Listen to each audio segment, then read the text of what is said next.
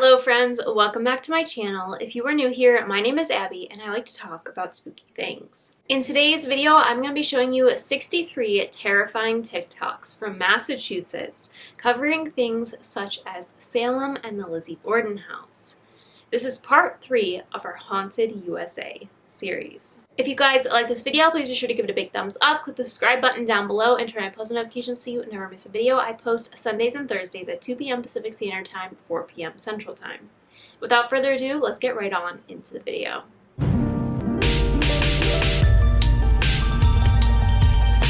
Our first 6 TikToks are by the user leahsause. I'm a historian and I think you should be interested in the 1692 Salem witch crisis year-round and not just in October, so throughout the rest of this month we are breaking down the series of events that led up to the outbreak. Based off my graduate research, I think it is far more interesting than the spooky season history that everyone wants to talk about. But why do I call it the Salem witch crisis and not the Salem witch trials? Well, that's because, first of all, the event is way more than just the trials. It's a lot broader, a lot longer, and exists far wider than just in a courtroom. But also because for the people living within this event, it's a crisis of existence. This is a direct attack on accepted ways of life. In early modern New England, the existence of evil was a direct attack on the existence of purity. They lived in a very binary world. If there was an orthodoxy, there was an equal and opposite heresy. To the Puritans of New England, the equal opposite to their good was evil, and to them, evil manifested as witchcraft. This was a crisis in the minds of 1692 Salem residents. For them, life, safety, existence was on the line because there were negatives happening. Therefore, this 100% bad was a direct attack on their 100% good. So limiting this event to just trials disregards the motivating factors. Confusing, I know. Let's keep going. We're going to get into numbers and names in another video, but the volume at which people were accused and executed is what makes this an acute crisis. Within the span of just under 2 years, 25 people died as a result of witchcraft accusations. For Puritan New England, this was not common. For example, in the 1680s, the decades prior, throughout the entire decade in Boston, only a handful of people were executed.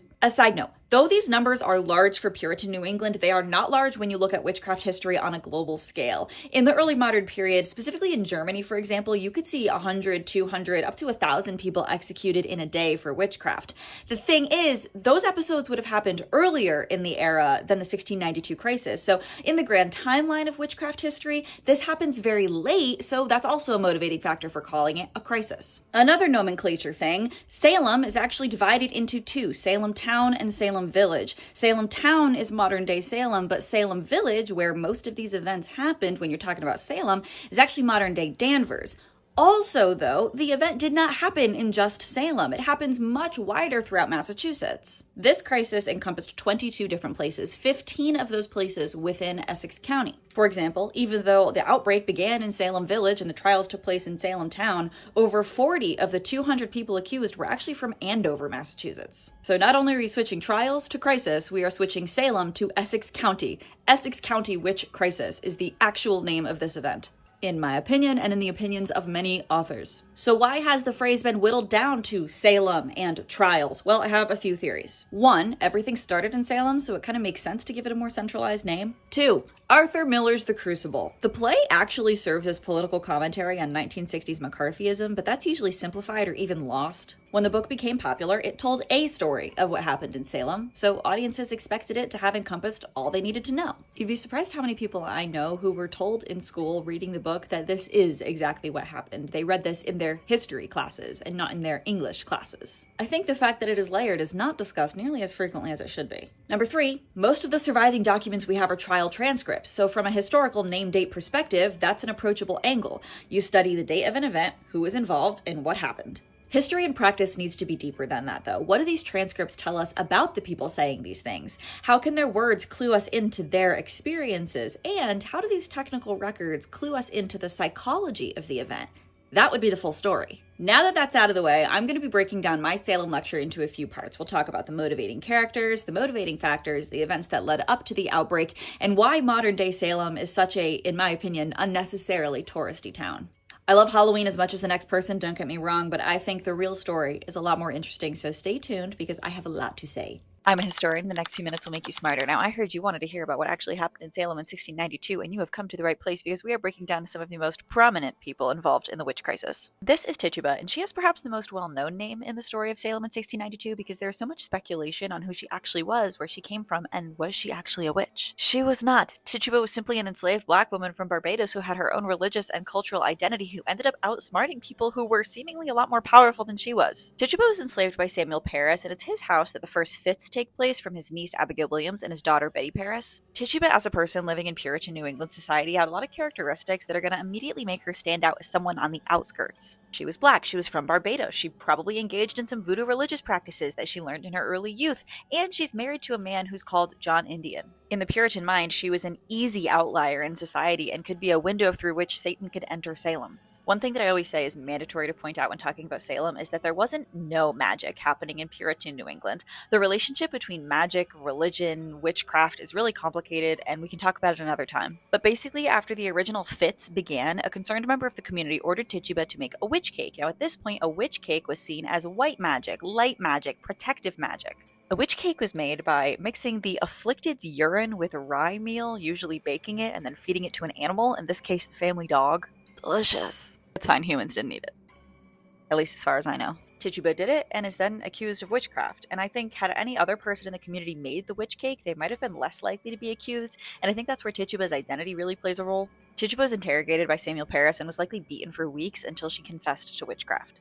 As we know, medieval and early modern torture repeatedly produced false confessions. That was kind of the point for Puritans. They didn't care whether or not the confession was true. If someone said it, in their mind, it must have been true, even if it was just a self-preservation tactic at the hands of the victim. So Tituba is the first person accused, and is later accused again by 17-year-old Betty Hubbard, an indentured servant. In my opinion, I think Betty may have seen some similarities between herself and Tituba. Both of them were technically unfree, although one was enslaved, and Betty may have accused her in an act of self-preservation. Betty said that there were two other women helping Tituba, Sarah Good and Sarah Osborne, and because Betty was old enough to stand as a witness, the case was elevated, and the trials officially began in February of 1692. For some reason, when Tituba was put on the stand, she confessed that she had been in communication with the devil. She had seen Sarah Good and Sarah Osborne and another unnamed man from Boston who she couldn't identify use magic to hurt the afflicted. As soon as Tituba started talking, all of her accusers went silent, probably in shock that she wasn't denying witchcraft. The magistrates took this as proof that Tituba was telling the truth. After Tituba's statement, the girls start screaming again, and I think this is where the gears start turning for Tituba. She says it's Sarah Good and Sarah Osborne's spirits hurting them. She's interviewed again the next day in jail, and she elaborates on her story, and I think she's doing this to really solidify her story before anyone else could. She also, I think, wanted to double down on Good and Osborne's guilt. If she, one guilty person, could give them two, if not more guilty people, she could be let off free, maybe?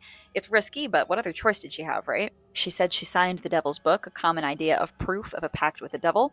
She also said when she signed it, she saw Sarah Good and Sarah Osborne's names. She said there were 9 total signatures, implying other witches in Salem. She said they flew around on sticks together and had meetings in her master's house using magic so he wouldn't notice. Her words revealed a devilish conspiracy in Salem, and people believed her because her story was consistent no matter how many times she told it. After this, dozens more people start telling very similar stories to Tituba, probably because they heard her story in the meeting house. Trust, fact, and proof are all screwy in this time period. Magistrates believed all of them and accepted Tituba's story as true because so many people were having the same experience. Oh, wow, how'd that happen? Tituba was never executed, and in fact, no one who confessed to witchcraft in Salem was. She was repeatedly brought back from prison to testify, but she never faced hanging. No one ever paid her bail, though, so she stayed in jail for about a year, and by the time her trial is about to begin in 1693, a year later, people are already questioning whether or not any of this was actually real. The word ignoramus was written across her charges, signifying that the court found no truth in the accusations, and the case was dismissed. Even though she was no longer an accused witch, Samuel Parris refused to pay the fees to get her out of jail. Tituba was sold to someone else, and we know nothing else about her. Tituba was perhaps the most vulnerable person in Salem, and that makes her an easy first scapegoat. However, the timeline, I think, gives her a leg up. She sets the groundwork for the rest of the trials, and her intelligence leads her to save herself and outwit everyone else. Not bad, Tituba. Not bad. I'm a historian, and this is part 2 to what I think caused the Salem witch crisis, and we are talking about the undisputed, so far, facts of the episode. So here's what we know for sure. 1. In 1692 in Essex County, Massachusetts, over 200 people were accused of witchcraft. 25 people died as a result. 19 of them were hanged, 1 was pressed to death, and 5 died in prison. This did not all happen in modern-day Salem. We talked about the reach of the episode in the last video, but we know that most of the events that led to the outbreak of the crisis happened in Salem Village and not Salem Town. They were divided into two. Salem Town is modern-day Salem, Massachusetts. Salem Village is modern-day Danvers, Massachusetts. Town and village are connected, but they are not equal. Salem Town was founded in 1626, and Salem Village broke off in 1672. Village is allowed to have their own church, but they do not have full agency from the town in terms of governance and taxes. That's important. So let's go over a very brief and painfully whittled down for sake of time timeline of events, and in the next video we'll talk about a synopsis of who these people are and what you need to know to understand the full story. In 1648, the text Laws and Liberties of Massachusetts defined a witch as someone who took counsel with a familiar spirit. That's a spirit that connects a witch to the devil and often sucks nourishment from the witch's body. 1672, Massachusetts General Court allows Salem Village to have its own parish, but they still owe money to Salem Town. Minister James Bailey is hired. 1672 to 1680, King Philip's War is happening between English colonists and the Wampanoag Confederacy. You can watch my video on Weetamu to learn a little bit more about that. 1680, James Bailey is replaced by George Burroughs. 1684, George Burroughs is replaced by Deodat Lawson. Same year, 1684, the Massachusetts Bay Colony Charter is revoked. This means that the rules of self-governance in New England are going to change. Remember, we are still an English colony at this point. 1688, King William's War begins. This is another Indigenous war. November 16th, 1688, a woman named Goodwife Anne Glover is executed for witchcraft in Boston, and she is the last person executed in Boston for witchcraft. In April 1689, Massachusetts Bay Colony establishes an ad hoc government to overthrow Governor Edmund Andros, which is good because we don't like him anyway. November 1689, a formal church is established in Salem Village and Samuel Parris is hired as the minister. November 1691, Parris's series of sermons on the first verse of Psalm 110 starts. This is going to be important. All right, we're now in 1692. January, Governor William Phips is sent from England to Massachusetts. However, it takes him a while to get over here, which is going to result in a very unclear and unstable governmental system. January 16th, Betty Parris, Samuel Parris's daughter, and Abigail Williams, his niece, become ill, and they have the original fits. Abigail's fit was first, but Betty probably became sick first. Mid-February, about a month later, Abigail and Betty are diagnosed as bewitched by Dr. William Griggs. February 14th, Samuel Parris preaches that God is, quote, sending forth destroyers. February 25th, the fits of Betty Hubbard and Ann Putnam Jr. begin. Late February or early March, a woman named Mary Sibley directs a woman named Tituba and her husband John Indian to make a witch cake. You can watch my video on Tituba to learn a little bit more about her unique situation. February 28th, Betty Hubbard and Ann Putnam Jr. identify Sarah Osborne and Sarah Good as witches. Also late February, Betty Parris and Abigail Williams accuse Tituba of witchcraft. It's a leap year. On February 29th, charges are officially filed with the magistrates Corwin and Hawthorne, charging 3 women with witchcraft and harm done to 4 victims. First week of March, the official examinations of Tituba, Sarah Osborne, and Sarah Good begin. Tituba confesses to being familiar with witchcraft, but not to being a witch. In the second week of March, Ann Putnam Jr. accuses Rebecca Nurse and Martha Corey. In mid-March, the fits continue, and Elizabeth Proctor and Dorcas Good are accused. Dorcas Good, also known as Dorothy Good, she's only about 4 years old. She's the daughter of Sarah Good. We'll talk about her in the next video. March 24th, examination of Rebecca Nurse. Mid-April, Sarah Cloyce, Giles Corey, and John Proctor are accused. April 11th are the first examinations held in front of a panel of magistrates, not just Hawthorne and Corwin. April 18th, Bridget Bishop is imprisoned. May 10th, Sarah Osborne dies in jail from natural causes. May 14th, Sir William Phips arrives with a new governing system. June 2nd, the Court of Oyer and Terminer has their first session in Salem Town.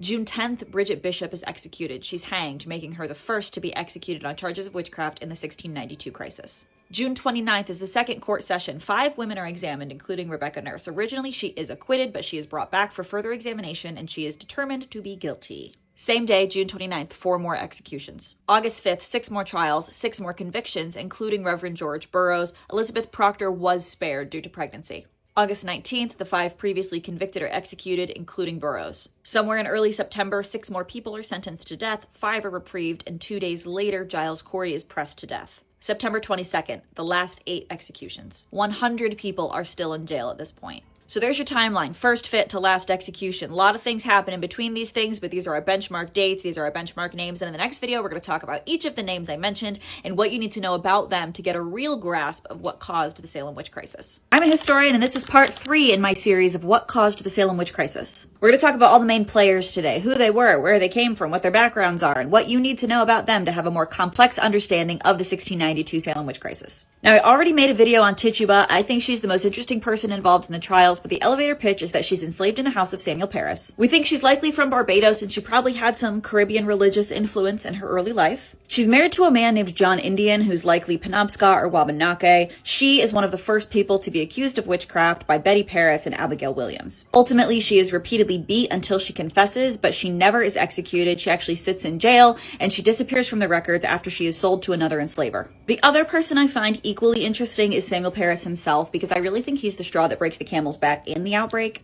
His church really emphasized the idea of town divisions. He dismisses non-members after the sermons, but before communions, really emphasizing this idea of exclusivity rather than inclusivity. He kind of like cements this line of difference rather than acceptance. Author Mary Beth Norton has a couple passages in her book that really exemplify what I mean by this. She says, quote, "In his sermons, Parris likewise tended to stress the sharp distinctions between church members and other folk.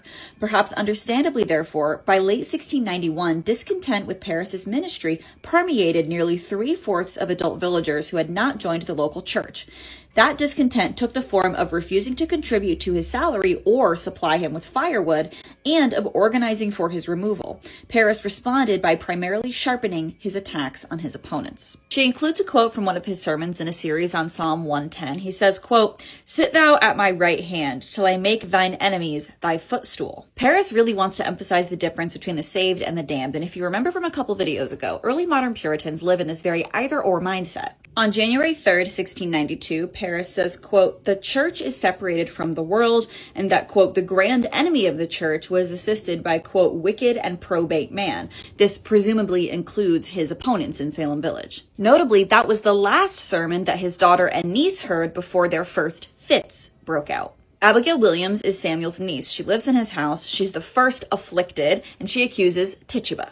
Betty Parris is Samuel's daughter. She follows in Abigail's footsteps with the fits, and she also accuses Tituba of witchcraft. Ann Putnam Jr. is the third or fourth afflicted person. She accuses Sarah Good and Sarah Osborne. Her parents were supporters of Samuel Parris, and her aunt was the wife of James Bailey, the original minister of the church in the village. Her father is a veteran of King Philip's War. Betty Hubbard is a 17-year-old orphan. She's also one of the first afflicted, and she accuses Sarah Good and Sarah Osborne. Sarah Good had been previously suspected of witchcraft due to a lot of village factionalism that we'll get into, but she's accused by Ann Putnam Jr. and Betty Hubbard. Dorcas Good is also referenced to be Dorothy Good in the sources. She's Sarah Good's 4-year-old daughter. She is also accused of witchcraft, and she is jailed on March 23rd, 1692 in Boston. Sarah Osborne is accused by Ann Putnam Jr., which is interesting because she is presently in a legal battle with the Putnam family. James Bailey was the first minister of Salem Village, and he's married to the aunt of Ann Putnam Jr. George Burroughs replaces him when he moves from Maine to escape the First Indian War. He ends up being accused and executed. John Hawthorne and John Corwin are related by marriage, and they are both from prosperous families in Salem town. They were both experienced justices of the peace and ultimately decided it was logical to publicly interrogate suspected witches, but they also demanded that detailed trial transcripts were kept. Their orders are probably the reason we have a lot of this information. Bridget Bishop was the first person executed, and she's said to have been very outspoken. She was known for public disagreements and for a few past husbands who said that she had bewitched them.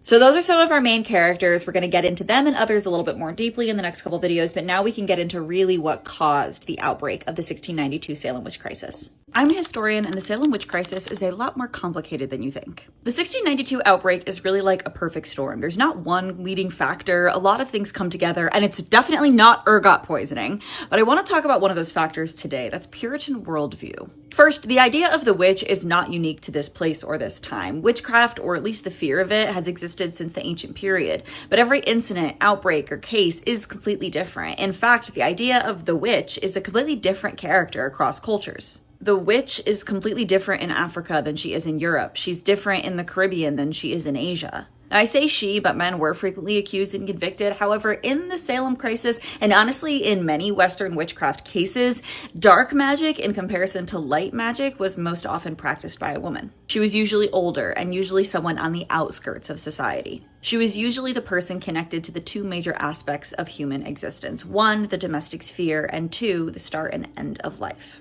For example, those iconic images of witches, the broom, the cauldron, these are simple household items usually used by the people who held the thread of life to early modern Europeans in their own hands. Witchcraft was the answer for the unexplainable. In early modern Europe, they're facing high infant mortality, so when a baby died, the midwife could be blamed. She ushered in the life. She could either hand the baby to God, a living child, or hand the baby to Satan, a deceased child.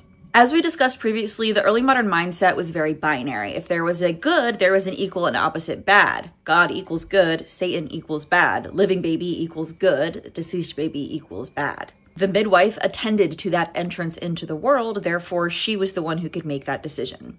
Make sense? Okay. But that's Europe, and that's earlier than 1692. Remember how we talked about this being a really late outbreak? But in Salem, and in many Puritan New England cases, they would have been aware of what the witch was, thanks to those earlier, yet to them still recent European outbreaks. They would have known what the witch was, or was at least understood to be, so to them it made sense that the witch was the culprit for all of their problems. These later movements would emphasize the study of the physical world through controlled experiments and observations. For Puritans, rather, proof existed because someone said something. Evidence was heavily disputed, and we see them grappling a lot with this in the trial transcripts when people, particularly Cotton Mather, are forming ideas of spectral evidence, or the idea that the witch's specter or her spirit could harm the physical victim. For these people, many events lacked explanations, ghostly visions, strange noises, high child mortality rates. None of it made sense, and they were bad, so they attributed that to the witch. Because to them, that made sense. That was logical. Lastly, we need to quell this idea of mass hysteria. I think this is a catch-all term used to describe this crisis and disregards the fact that nobody in Salem was hysterical about witches. They were scared, sure, but the presence of a witch was to them 100% true and logical and made sense. When people use the term hysteria, especially now, it implies this idea that someone saw their neighbor accuse someone else of being a witch, so they accuse someone of being a witch, like they saw something fall off the shelf and they screamed, "Witch!" That is not what happened. We cannot call the situation mass hysteria because each accusation had an additional influence behind it that we're going to get into.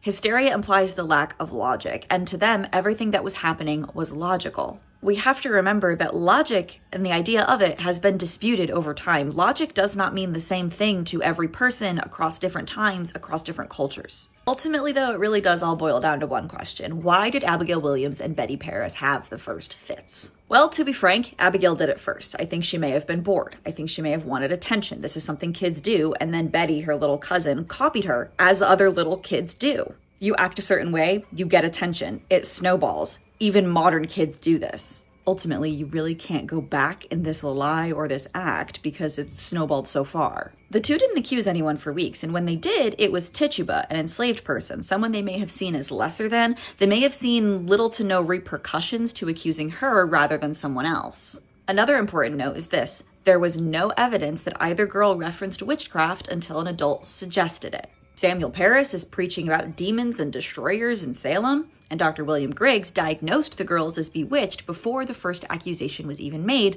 perhaps planting that idea. Therefore, the outbreak itself is not the original fits. The outbreak is the interpretation of these fits by the adults in the community. The interpretations are influenced by Puritan worldview, village factionalism and politics, and the indigenous wars happening throughout New England. All of these characteristics come together, they snowball, and create the perfect storm. Those are the real causes of the 1692 Salem witch crisis, and stay tuned for in-depth videos on each aspect. Lizzie Borden had an axe and gave her mother 40 whacks, and when she saw what she had done, she gave her father 41.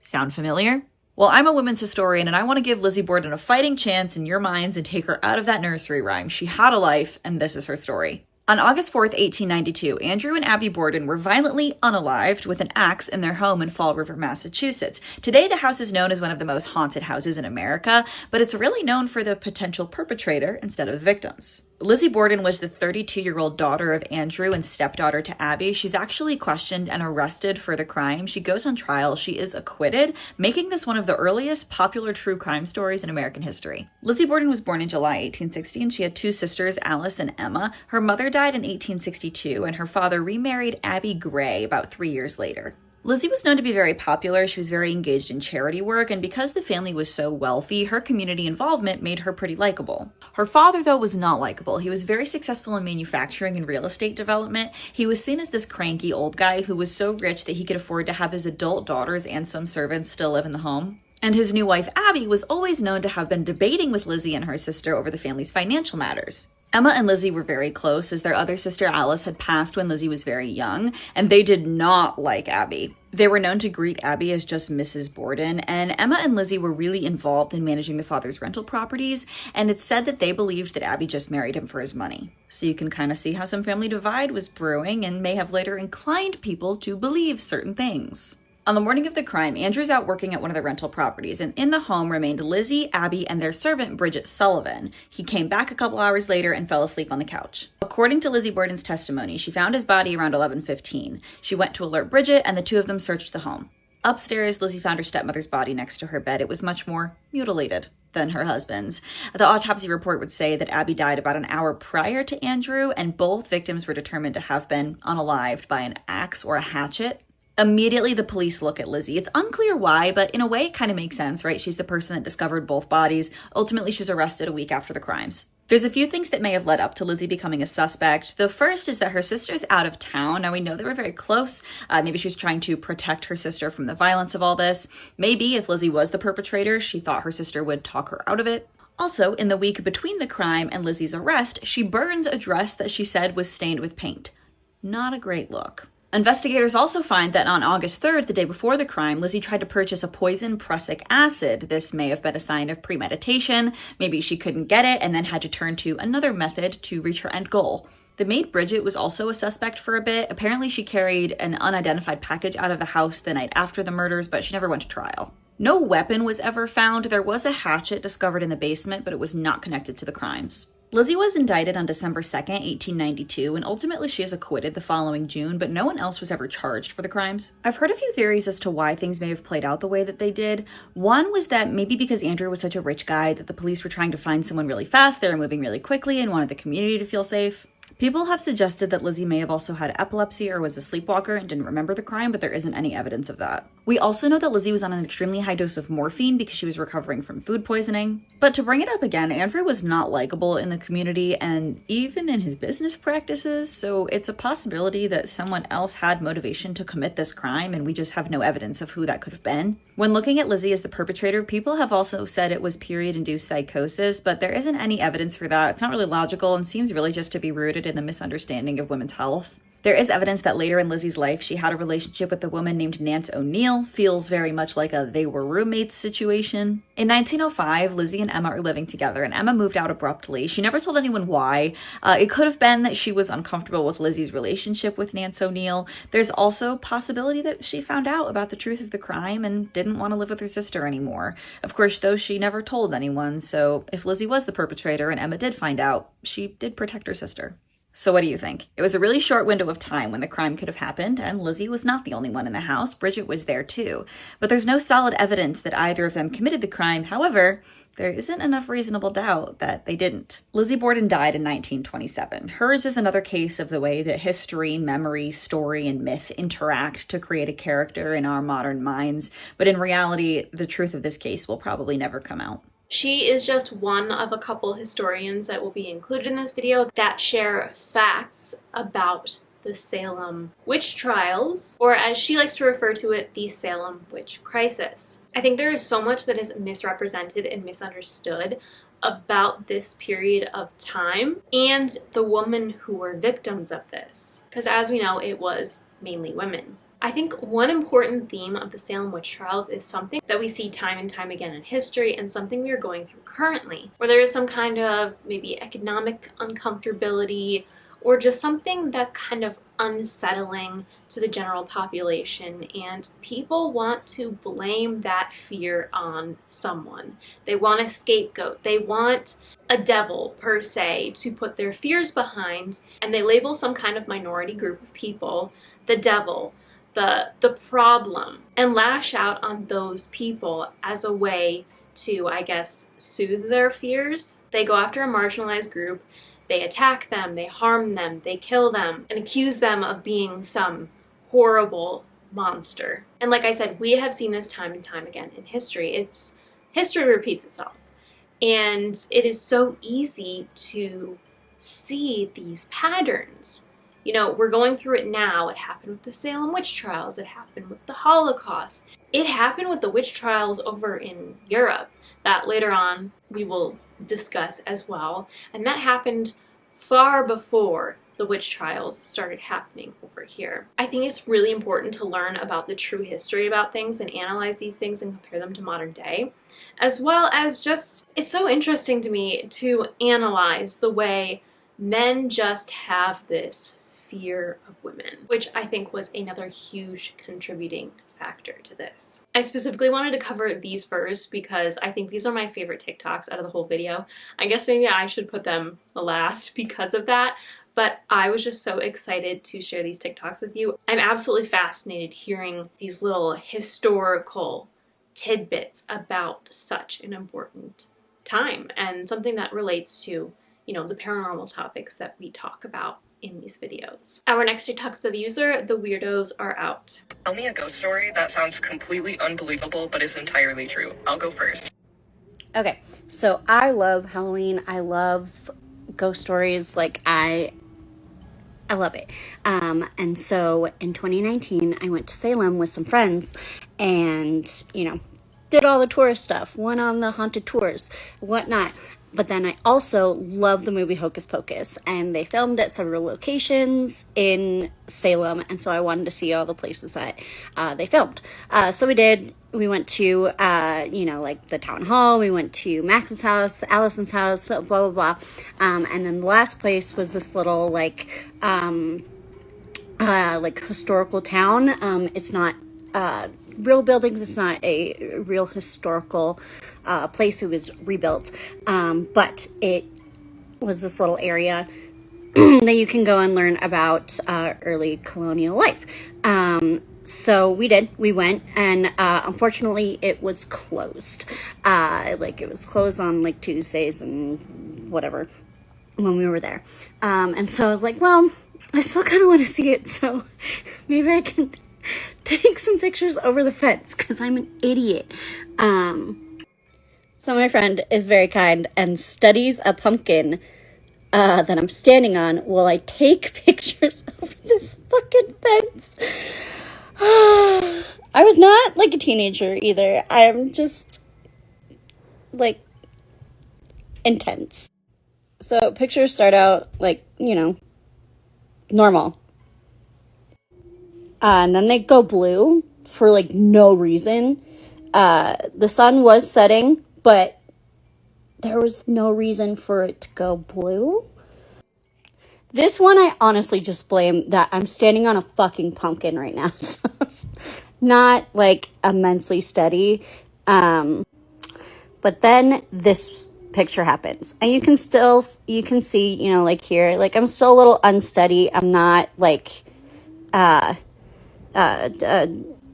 know, the camera's moving a little bit, but then I see this, and this doesn't look like the rest of these like light things. That's pretty solid.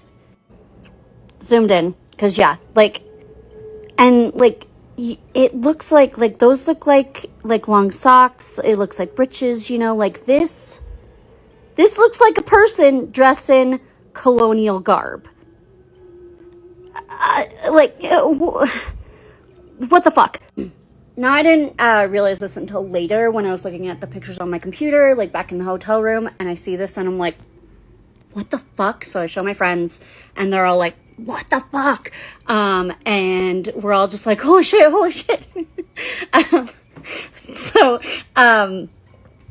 Yeah, so again, I just want to say this is not like a real historical village.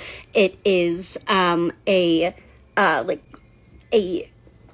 recreation of a historical village that, I looked it up, was actually built as a theater. It was like an interactive, immersive theater that you can that would do this show and stuff. And now it's used for like educational purposes and things like that.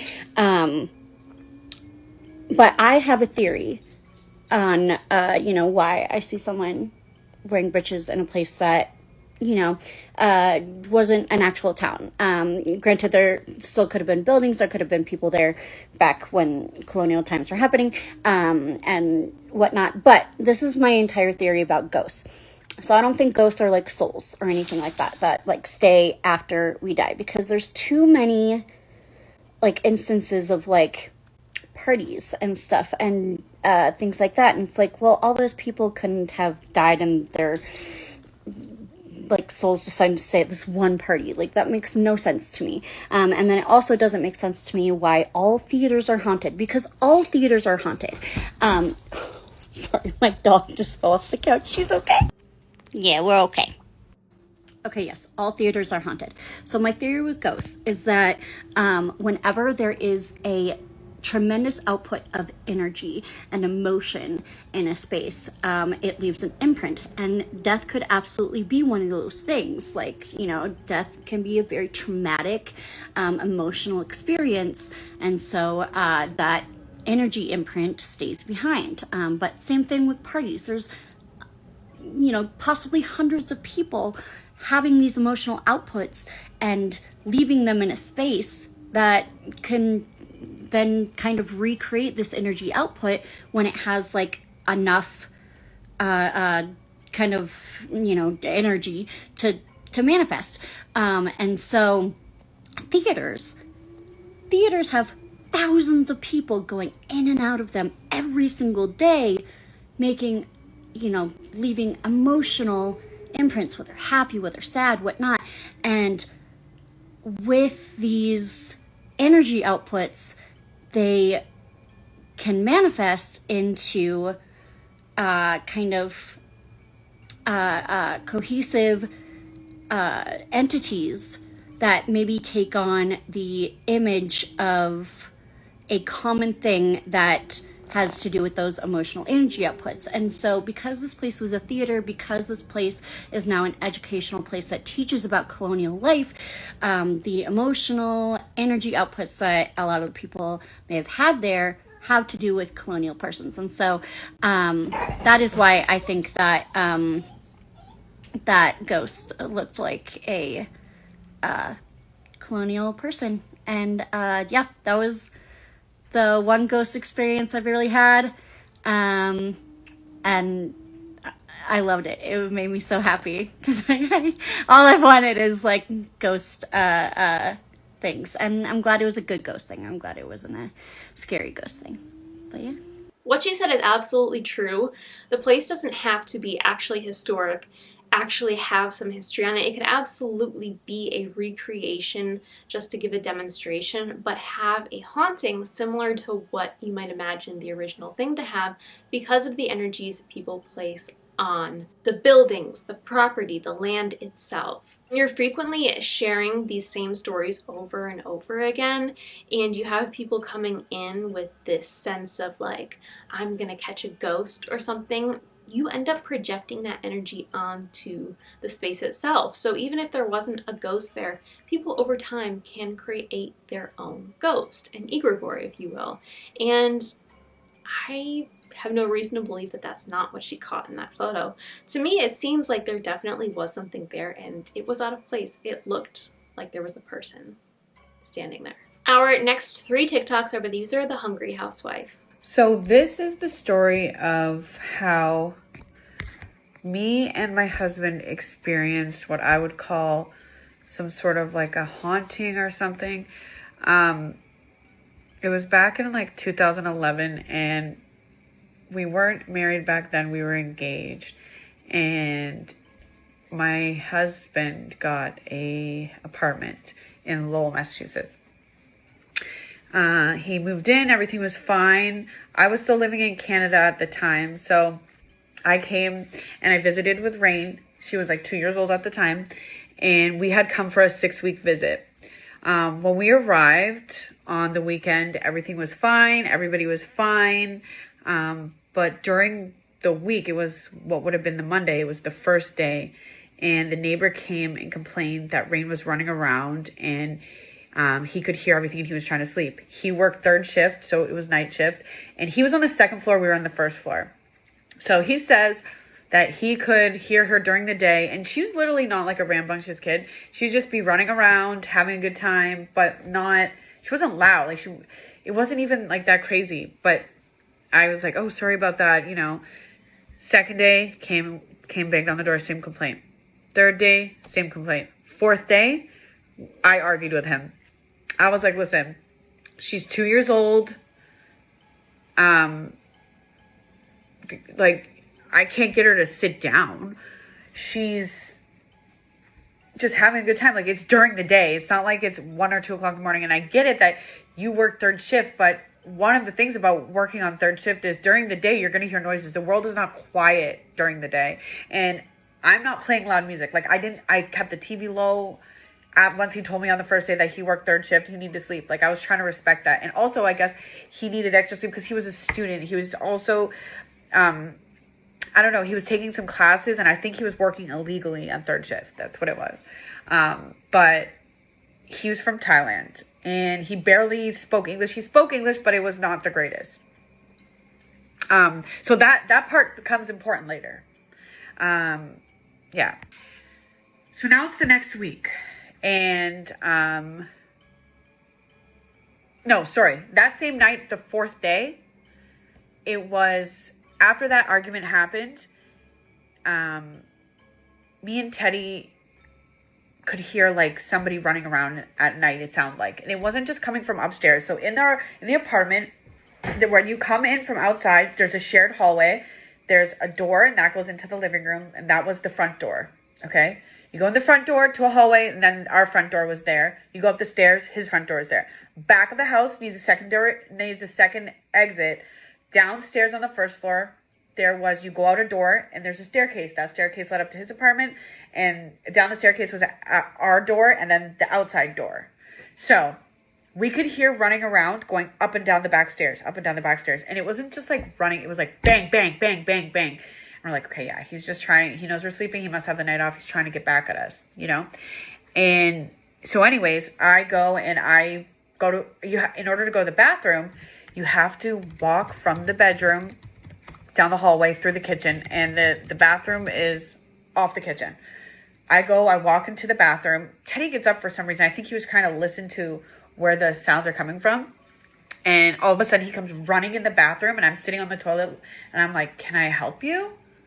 And he's like, oh, I have to go to the bathroom too. And I was like, okay, well, you can wait till I'm done. Cause I mean, I don't care. He's my man. He can come to the bathroom with me. But it was like, I could see like sheer terror on his face. And I was like, what the heck's going on? And he's like, I saw something. And I'm like, what did you see? What do you mean you saw something? What is it? Like, he's like, I saw someone. I was like, so in my head, I'm thinking somebody broke into the apartment. Our daughter is in the bedroom sleeping. Like, what do you mean you saw someone? Who is it? And he's like, it's not really someone, it's something. And I'm like, oh. So right there, I knew. I'm like, look, he's Southeast Asian, he's Cambodian. Khmer people are always talking about ghosts or how they see ghosts, or they like lightly speak on it. Like it's something that everybody I know that's Southeast Asian has experienced. So I don't want to say I take it as a grain, like with a grain of salt, but I believe in all of those things. But I also I'm like, maybe it's his mind playing tricks on him. But I'm like, this is a grown man. I don't know. I mean, we were young. I don't know. We weren't drinking. He wasn't drunk, anything like that. So I'm like, oh, okay. And I go outside into the kitchen. I'm like, where is it? He's like, it was in the kitchen. And it was like sitting by the table. Our kitchen table was against the wall. So it's like pressed up against the wall. The back door's here. Kitchen table's here. Hallway to go to the bedroom is there. We somehow go to sleep that night. We had a shrine in the room, and he is praying at it.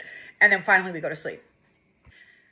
All right. So the next week, now this in 2011 these incidents are going to start occurring over a couple of months. But for the first couple of weeks, it's very, I don't want to say strong in, I don't know. Anyways, the next week, what I think it was the next week, it was like the Monday or something like that. We start hearing, the next day, Teddy goes to work, and I'm sitting at the kitchen table. Totally forgot about what happened last night, and I'm brushing my daughter's hair, and all of a sudden, our dog comes over slowly towards me at the table, like, you know, like that, with all of its hair standing up, and all of a sudden, can you hear my dog crying outside? All right, I let my dog in. Anyways, so the dog comes over, and at first I think she's coming at me, but she's not looking at me. She's looking past my legs towards the corner, like, because the table's like pressed against the wall, there's like, the wall is kind of L-shaped. So it's in there, and the dog's coming like this and just starts growling like crazy, like under my legs, growling at the corner of the table, at the wall, the corner of the wall. And I'm looking at the wall and I don't see anything. And this is where Teddy says he saw something in the apartment, and the dog is like nonstop growling, like, and then all of a sudden gets scared and runs away. And I'm like, oh my God. So I get out of there. I'm like, okay, I call my sister-in-law. She comes, picks us up. That was like a Friday, I believe, because on the weekend, everything seemed to be okay when Teddy came back. And then the Monday comes, and my daughter's sitting in the middle of the living room, and there's a wall in the kitchen that separates the kitchen and the living room. And this is a wall that is not against any outside walls. It's a wall and it has all the kitchen cabinets. Okay. And the TV is on that, in front of that wall. And so my daughter is sitting on the floor, and all of a sudden you hear a smack on that wall so hard, and it came from inside the apartment, not from upstairs, and it wasn't on the outside wall. It was on that wall, because you could see the TV kind of move, you know, because the TV was on a stand, but there was so much force with it. My daughter jumped so high, jumped so far and fast. She was almost 3 years old. She jumped across the room like you wouldn't believe. And it doesn't sound that scary. It's like, oh, big deal. But if you were there, it was so... She's 16, turning 17, and she still remembers that moment. All right. So after that, every night, we start hearing the going up and down the stairs. And sometimes it's at like 3, 4 o'clock in the morning, where that guy's supposed to be at work. And I'm thinking, he's just messing with us. So we got fed up. So my husband, I think, had a golf club, and I had a metal bat because he played softball. And we could hear them coming down the stairs, going back up, coming down the stairs. We opened that door really fast because I was just going to open and swing, you know. We open it, I get ready, and there was nothing there. There was nothing going up and down the stairs. Nothing was there. As soon as we opened the door, the sound stopped. And it was the sound of those stairs. We went and looked at the front to see if it was that, just because we thought maybe there's a weird... But nobody was there. Nothing. So, from there on out, every night, through the night, we could smell incense burning. And it was getting worse. And then sometimes it would smell like rotten eggs. Like really bad rotten eggs. So then at night, so after that, my daughter starts having these screaming night terrors and wakes up saying something is in the room with her. One night she said that there was something flying around the room, but she would wake up screaming and terrified. So after that, my sister-in-law would come during the day and pick me up, and we would go swimming at her in-laws' house, and I'd bring the dog. Because I'm like, I'm not going to leave my dog home, and I'm not staying there by myself. And we'd be gone all day till my husband gets back from work. And we would come home to these puddles of water in the living room where there was no leak. It was not urine. My dog was gone. When we left, it wasn't there. The one day I'm cleaning up the puddle of water, and my nephew's standing there with me, and he's saying, tell him to stop whispering in my ears. Tell him to stop. Who's doing that? And we're all like, oh my gosh, we leave again.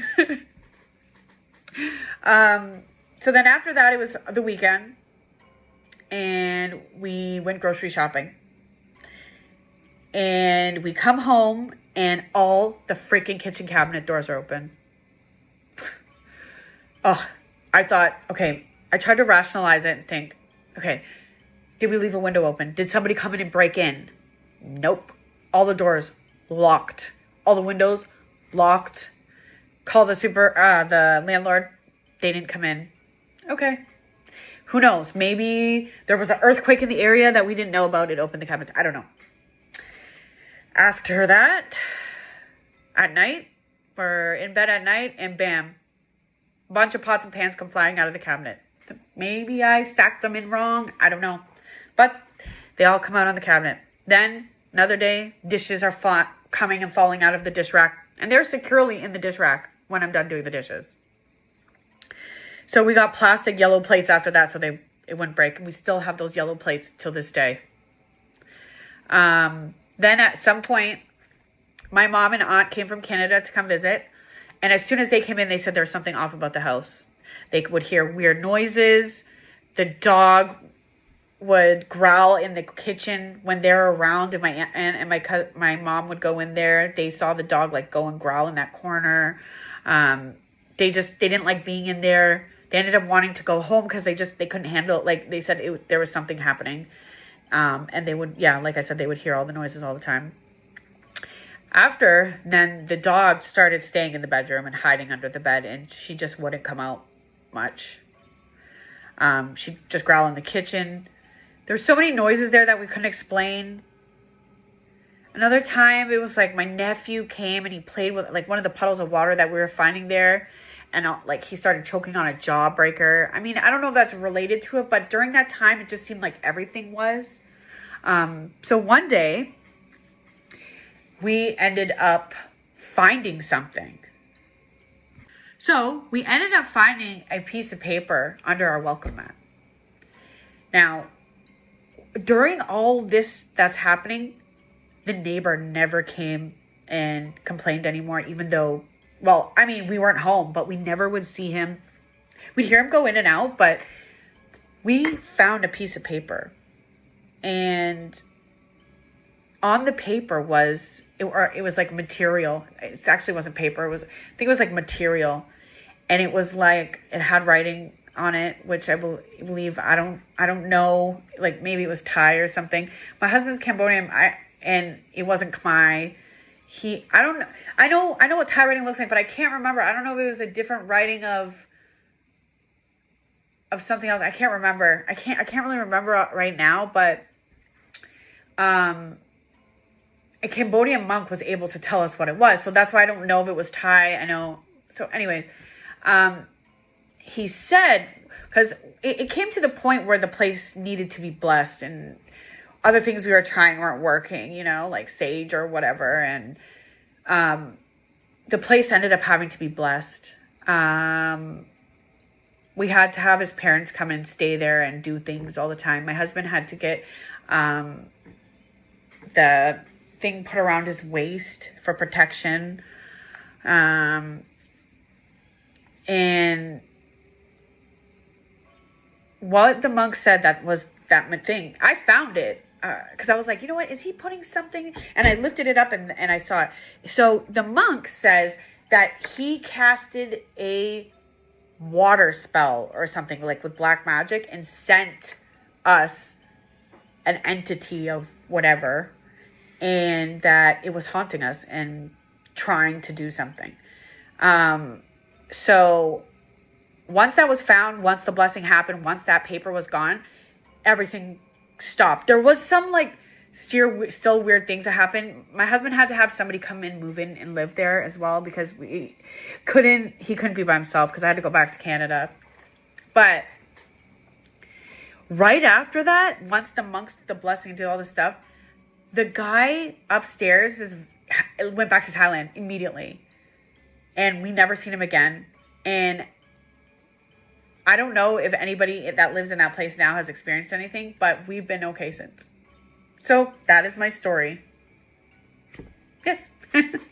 It's so crazy to think that someone would do something like that, would literally like curse an entire family over a noise complaint. I am finally about to be free from my upstairs neighbor who is loud and disrespectful and steals my packages. After months of having to deal with this, not sleeping because she's up shouting or blaring music at 3, 4 in the morning. An absolutely unhinged woman. Again, she's stealing my packages. So believe me, I know ball when it comes to nuisance neighbors. She's finally about to be moving out, and I'm finally about to get peace and quiet. I'm literally just filming this now at 10:35 p.m. because she's been loud all day and I haven't been able to get some peace and quiet to film a video. Which is neither here nor there. But my point is, I would never curse her. I'd never steal her packages back in retaliation. I'd never do anything like that to put someone in danger. Worst I've done is gone to the office and document my grievances and complain, as I have every right to do so, because she's been harassing me since I moved in. To put a curse on someone who has a family, to let loose some kind of negative entity on them is insane. What a wild thing to eventually figure out too. This whole story, I assumed that it was just a haunted place.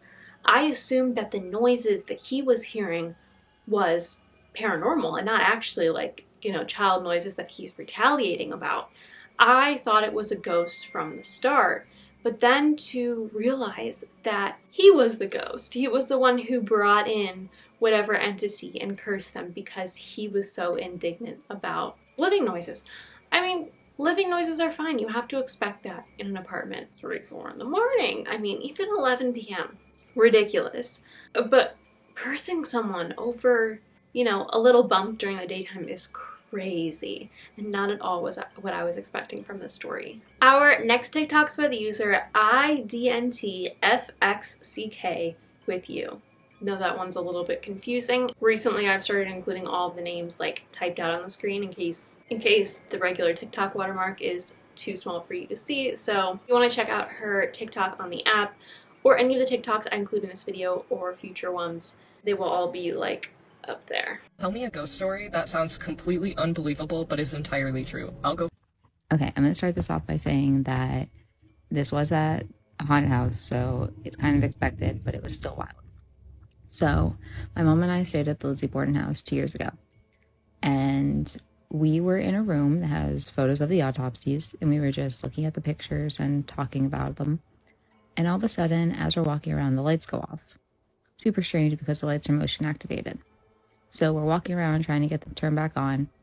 I walk out of the room, walk back in the room. It's not working. So we're sitting there what the hell is going on here? And all of a sudden, out of the corner of my eye, I see a door start to open. And no one else is around. So I kind of just stare at it. It registers with me what I'm seeing. I tell my mom. My mom gets so scared. She reaches out her hand, slams the door shut. As soon as the door slams shut, the lights go back on. She runs out of the house. I run out of the room. We tried finding an explanation for it. There was no way someone could have opened that door without us seeing them. It was a linen closet. Nothing had fallen and made the door open. So we don't have an explanation. And if it wasn't caught on camera, I don't know if I would believe it myself. We're going to cover a lot of Lizzie Borden stories in this video, as the Lizzie Borden house is located in Massachusetts. The Lizzie Borden house is definitely one of my personal interests because I do have friends that have been there and filmed there before, as well as the Conjuring house, which, spoiler alert, we will be talking about in our next Haunted USA video, because we will be talking about Rhode Island. But I just absolutely love hearing stories about people's experiences here. Our next TikTok's by the user Christina Ann. Welcome to the Lizzie Borden house. So, in case y'all don't know the story, back in 1892, Andrew and Abby Borden were found murdered in their home, here in Fall River, Massachusetts. Their daughter Lizzie was accused of the crime, but eventually she was acquitted. It's one of the most famous unsolved cases, and it's definitely known for its paranormal activity, and that's why I'm here today. After exploring the house, which by the way, felt so unreal when I walked in because I've researched so much about this story before, the presence in there just felt so uncanny, and that's probably just because of the dark history that happened there. I got to stay in the Lizzie and Emma Borden room with my sister, and we did our own little investigation before going to the U.S. Ghost Adventures tour, which was at night, and that's the perfect time to ghost hunt. This ghost hunt honestly had the most activity I've ever experienced. We had the EMF sparking to red where there wasn't any wiring, we had the cat toys turning on, the music box turning on, and every other equipment that we had with us was just giving us some sort of activity. I'm just going to play some of my favorite parts from the hunt just so you can kind of hear what I'm talking about.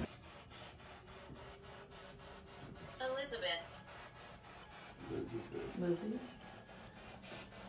Lizzie, if it's you, Lizzie, can you ring the bell for us one time? Feel like a physical, like, or it'll look here like a click noise because it's trying to. Max, are you here? I literally heard him meow earlier. He's running around.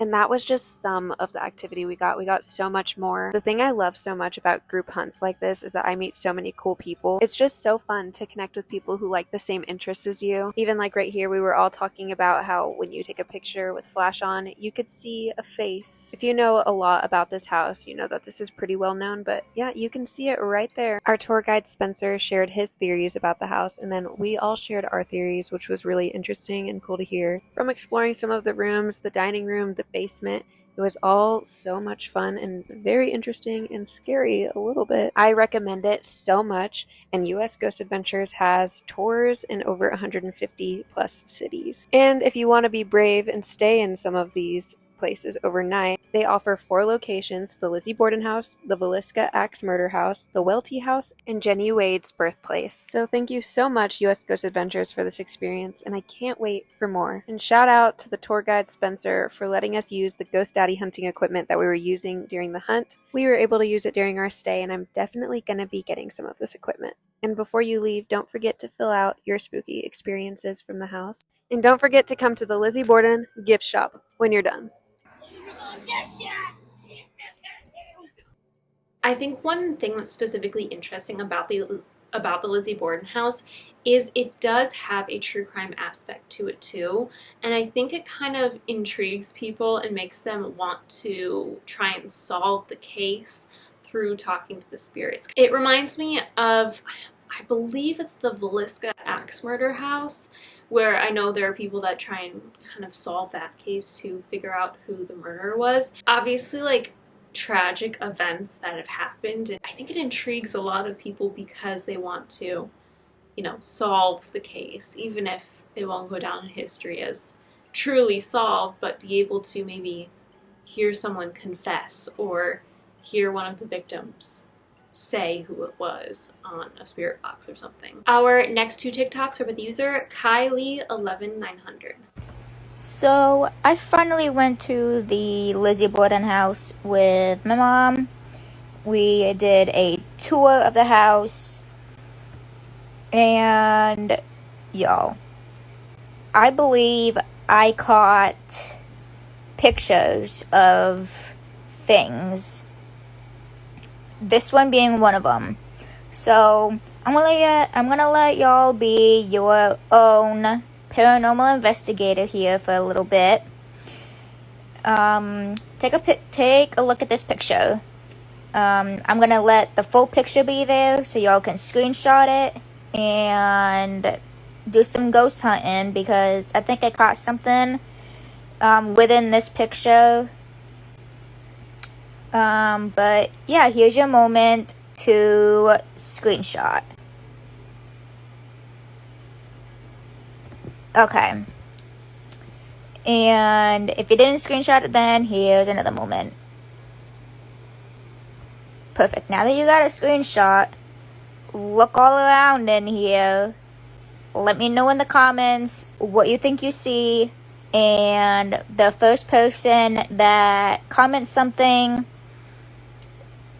I will let y'all know if we see the same thing in a reveal video, and then within that reveal video, I will post other things that I found or that I think I saw, and give another little explanation about other feelings and whatever in the house. Happy ghost hunting, everyone! The moment you guys have been waiting for. it has been spotted twice. This common and one of my good friends off of the internet that I actually know and have been friends with since, middle school now? But yeah. I will also tag her below. Her name is Caitlin. And Caitlin has identified it too in one of my lives that I did. We ended up talking about it and she spotted it too. So there were actually both of you at pretty much the same time that have spotted both kind of locations. So yes, it is in a window and it is at the top. Y'all were very, very good detectives and pretty much everybody said window. But everybody was looking at, like, the shades and the blinds and everything, which that has to do with the house, not so much paranormal activity. And I'll show you what I mean by that. Not everybody might see what I see, but I see right here. Hold on. Right here. Y'all want to look right here. So this top window, okay? The bottom part of this window right here in the middle, y'all, I think I see a person, like an apparition. That's what I meant by, like, paranormal, not just, like, see if anything's odd in the picture. No, like an actual, like, ghostly something. Some people are saying orbs and windows and stuff. That is the right track. Y'all were on the right track of windows. And some of y'all were on the right track with actual paranormal spottings. So I think this to be a person. You can see like an eye, a nose, and an eye. And then the body.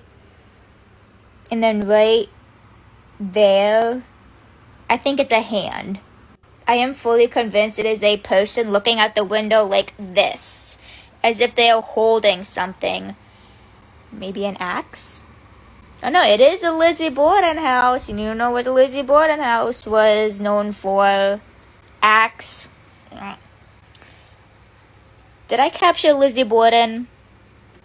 Did I? It's definitely a little bit kind of easier, harder to see when it's close up. Gotta maneuver myself. Right here. I'm kind of getting in its way a little bit. The hand. And then, like, one eye. And then the nose. And then, like, the other eye on the other side. I don't know. Y'all decide what picture is easier to look at. I feel like it's a little bit easier to look at here. But the other one might have been a little more easier. This just gives you a little more of a close-up of it. And then back to this one. But, yeah. I couldn't give it to any tour guides or anything because I looked at the picture after the fact when we had already left and we were in our other location in Rhode Island. We were actually on our way to Rhode Island, but we made a stop here. So it was when we were already in Rhode Island and at one of our hotels that I was like, hey, I wonder if I caught anything. And that's when I looked. So, like, I couldn't do, like, a debunking photo. That's usually when you take one photo right after the other one and kind of see if the same thing is in there. So I couldn't do that. So now I'm just going based off what I see and what I had other people look at. I did have other, like, paranormal investigators look at it that I know because my family does a little bit and some of my family actually does, like, investigations. So I had them look at it and, you know, they see it too. Like, I didn't even point it out to them. I was just like, look at this photo, whatever.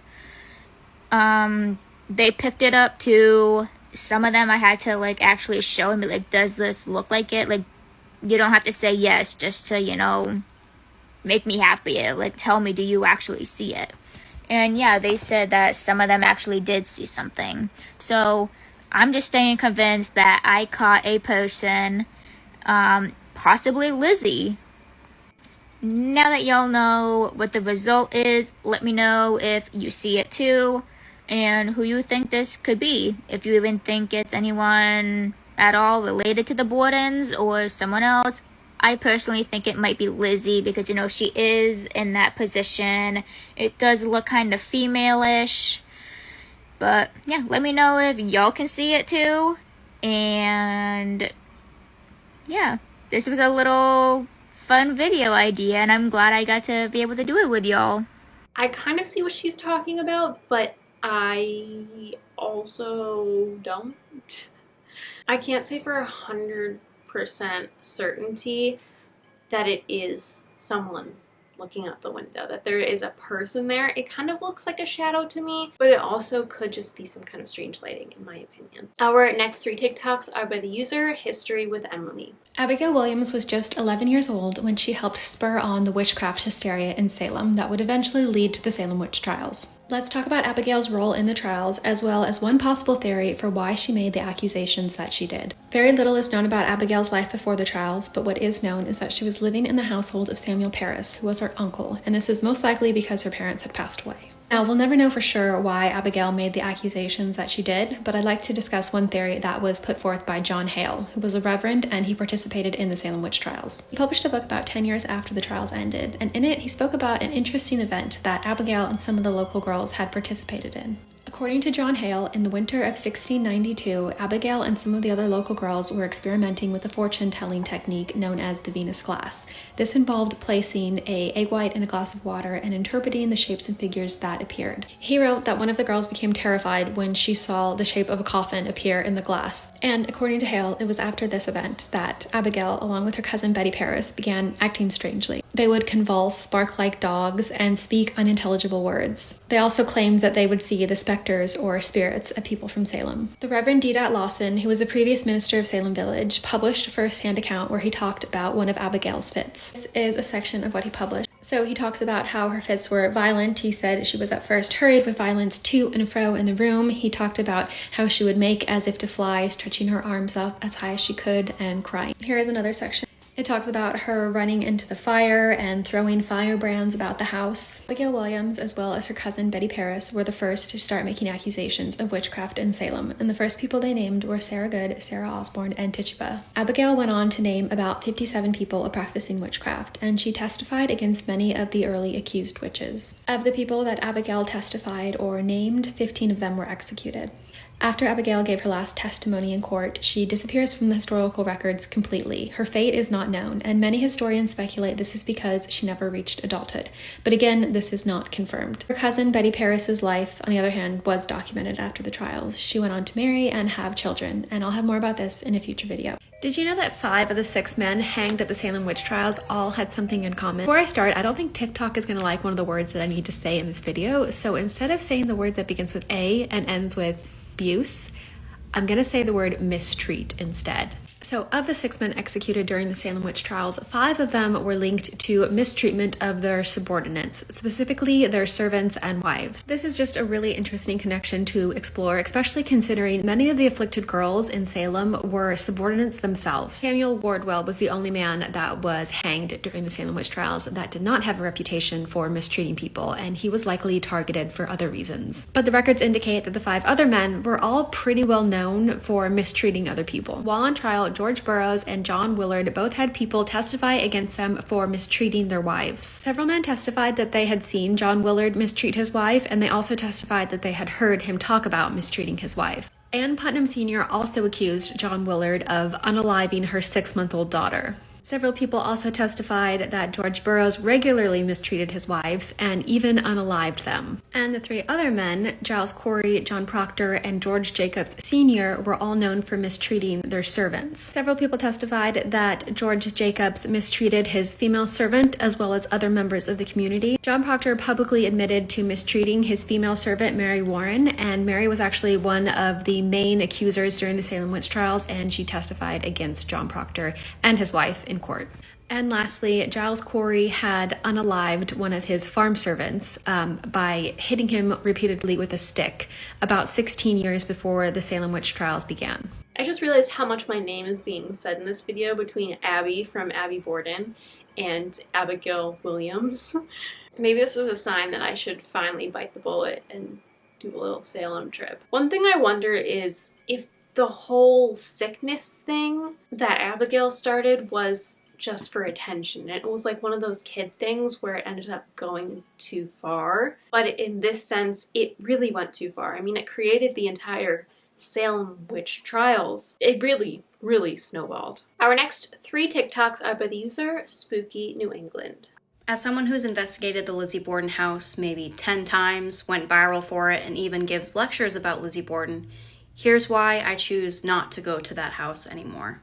The house is now owned by Lance Saul, aka US Ghost Adventures, not to be confused with Ghost Adventures. But the last time I was there under his ownership, they had a cardboard cutout of Andrew Borden's face where people were encouraged to pose with it at the site of Andrew Borden's death.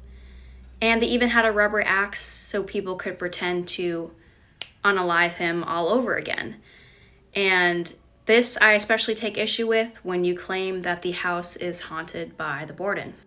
They also have replicas of the victims in the spots where they were unalived. And again, if you're saying that the Bordens are haunting the house, you're saying that they are watching this and are reminded of the worst part of their life, the end of it, every single day.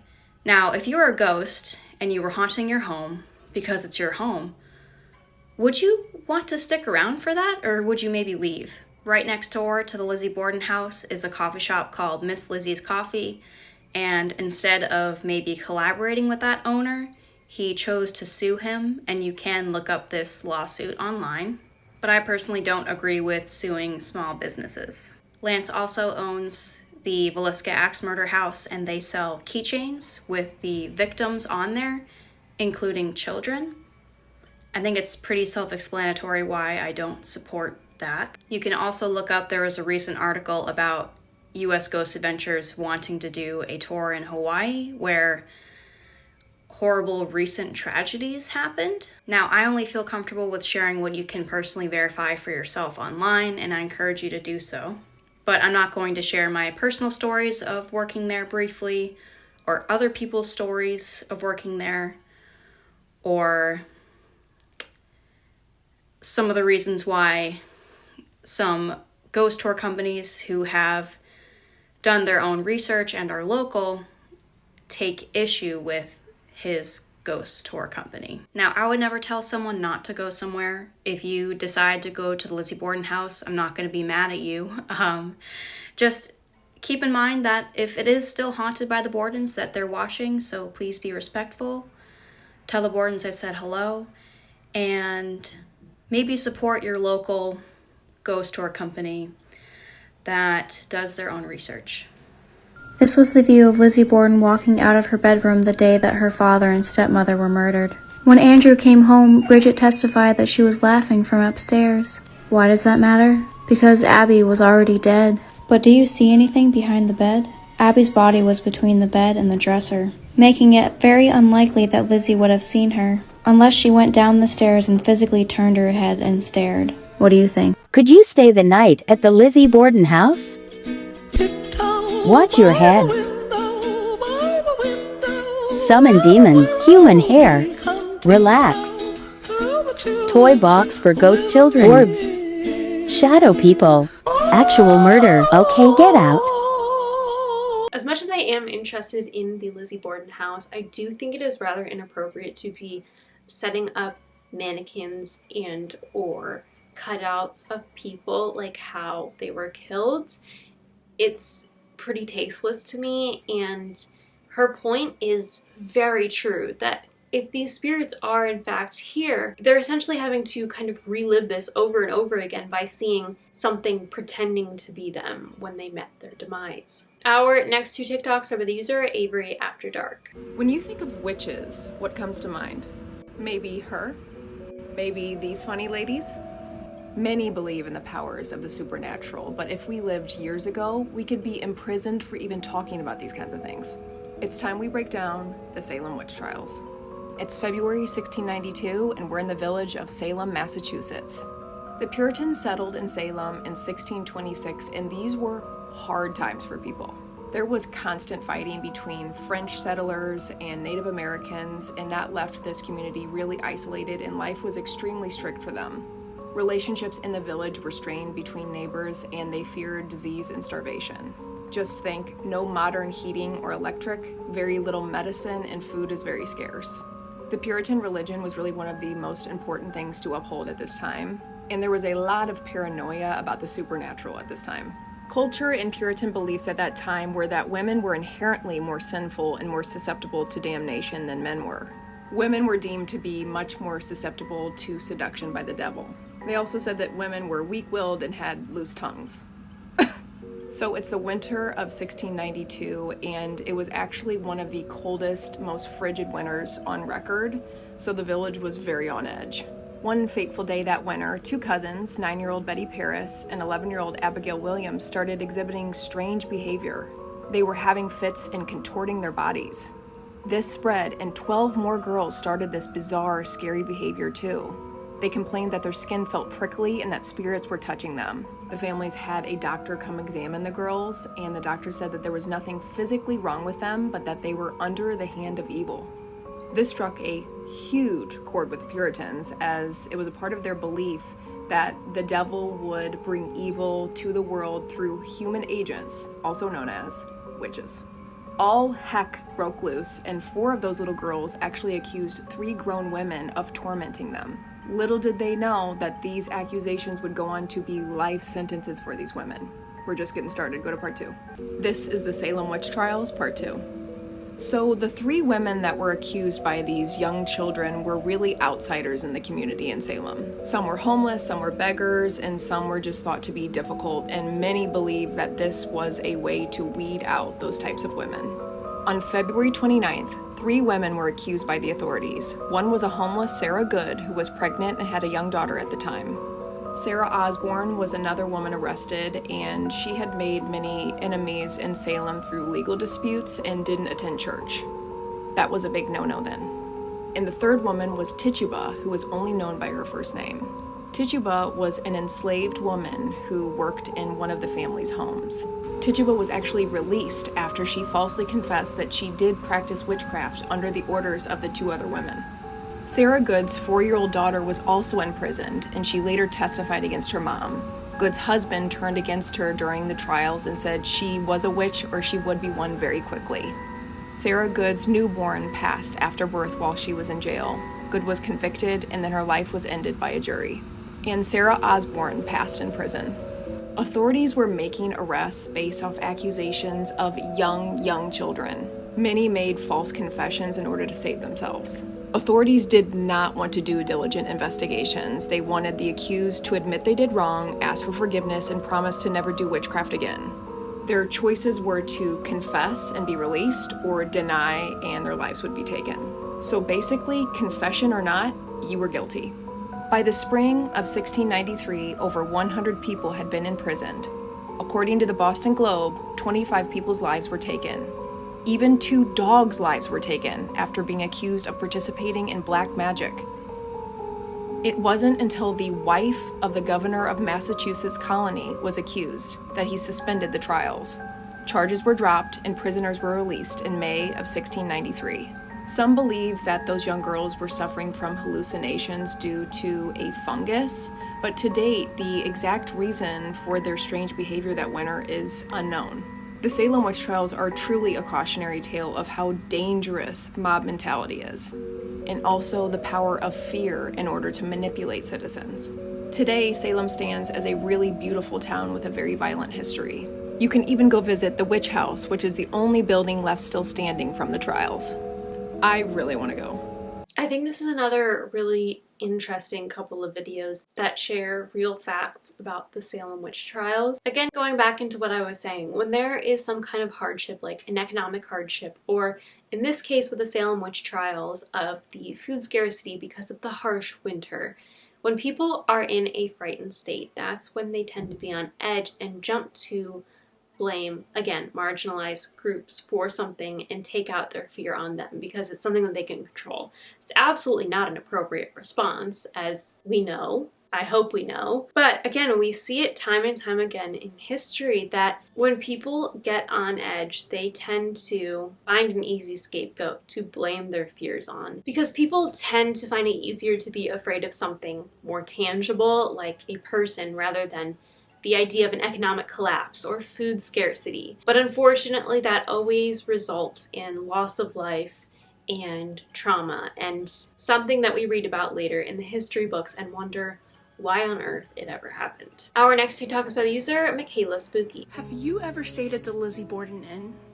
Welcome back to Michaela's Nightmare Narratives, where you send me your spine-tingling ghost stories. Today's story was sent in by Amanda, and I figured that today, even though it's not Thursday, would be a great day to share it because this entire past week I have been super sick. But I am on the mend now, and I figured, let's jump right on in with a good old ghost story. The night before, I went to see my favorite band Ghost in Massachusetts. Since the Lizzie Borden Inn had always been high up on my bucket list, I made a reservation there for the weekend. It wasn't far from the venue, so it felt like the perfect opportunity to cross it off. I brought a friend from work with me because she's into all the same things that I am, and I knew she'd love the experience. We were both excited for what promised to be an amazing weekend. When we arrived at the Lizzie Borden Inn, we unpacked, grabbed a bite to eat, and decided to wind down for the night. After a quick nightcap, we headed to bed since we were both feeling pretty tired. As soon as I laid down, I fell asleep almost immediately. At some point during the night, I was jolted awake by a sharp slap on my forearm. Startled, I looked over at my friend and asked if she had hit me in her sleep. She looked confused and replied, "How could I have? I can't even reach you." Then demonstrated how it was physically impossible given how far away she was. We both laughed it off, figuring maybe I had imagined it, and went back to sleep. But then I woke up again, this time to the unmistakable sound of a man moaning directly above my head. It was unsettling. I glanced at my friend. She was still fast asleep and softly snoring. I sat up in bed, heart racing, and scanned the room, but there was nothing to see. As creepy as it was, I brushed it off again, laid back down, willing myself to sleep. For the third time that night, I was startled awake, this time to the sound of children laughing and talking. My eyes darted to the toys in our room, left there because it said that child spirits occasionally visit, but there weren't any children staying in the inn that night. Because earlier, when we'd done a tour, we met everyone staying there. Not a single kid was in the group. Needless to say, I didn't get much sleep that night and couldn't wait to leave the next morning. The Lizzie Borden house has always been high up on my bucket list too, and I can't even imagine that. Not waking up once, 3 separate times for different things. That is absolutely insane. Again, thank you so very much to Amanda for sending it in, and if you have any spine-tingling ghost stories you'd like to send in, you can send them to the email that's linked in my bio. But until next time, stay close to the light. Our next TikTok's by the user KRobinson5K. So I got somewhat of like a spooky story. It's good for Halloween this time of year. My husband's godmother lived on Pickard Lane in Easton, and at the end of her street was a small little cemetery with a family, and I'm gonna go show you the house. The house is actually said to be haunted, but I'm gonna show you the house and the little cemetery that's off to the side of this house. So, and it is actually in the Easton history book. I have the Easton history book, so I can share that with you, the actual story itself. But let me go show you like the little grave site in the house. Here we are, guys. This is Pickard Lane, and this is the original house. The top floor was an addition that was put on later. It wasn't original to the house, but this is the house that I was telling you guys about. So this is the area. So this right here is the actual burial ground. I'm just going to bring you up here so you can see it.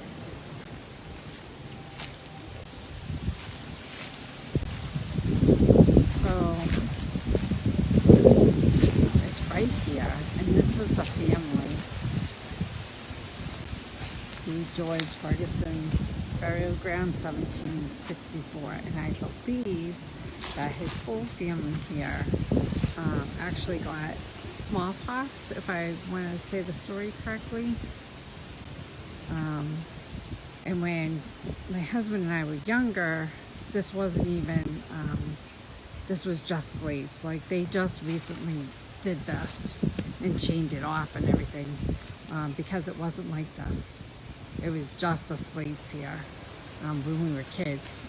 And by kids, I mean we were like 16, 17, 18 years old. If I bring you around front, I was hoping we could see names on the actual slates, but I don't even think you can see any names at this point.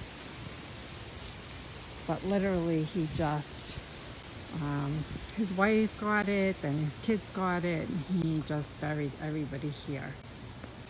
Oop, I take that back, guys. I was on the wrong side. So there is some names here on the actual grave sites.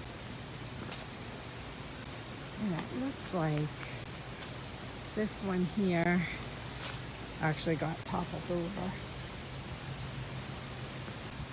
So I'm trying to give you a little close-up of it. It's really hard to read. And as you can see, the gravestones are like falling apart because this is from the 1700s. Revolutionary War veteran. So my husband is saying that he was a Revolutionary War veteran, and that's why they redid the cemetery and put the medallions in. Oh, it may be down the bottom, but it's worn out. Yeah. You can barely read it. I think the story used to be here, but I think it's gone worn out over time. Ferguson. And I think this is one of the kids. It's so sad, guys. It's so old, but the whole stone is just falling apart now. But yeah, that's so sad. So this is literally a cemetery, and right there was the house that they lived in.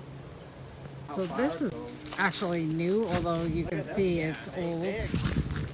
But they actually made this an actual walking trail. I mean, it's always been a walking trail, but now it's actually listed as a walking trail with an actual map and everything here. Look at that. So I just want to show you guys something. So we're here on Picker Lane, and if you can see, there's like water here.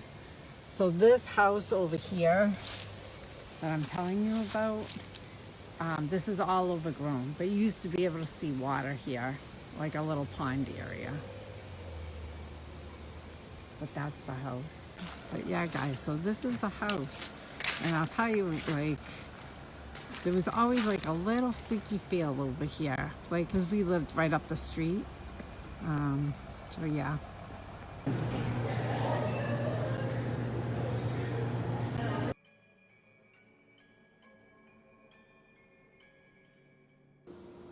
Okay guys, I'm back home, and I just wanted to share, this is the history of Easton. I don't know if you can see that.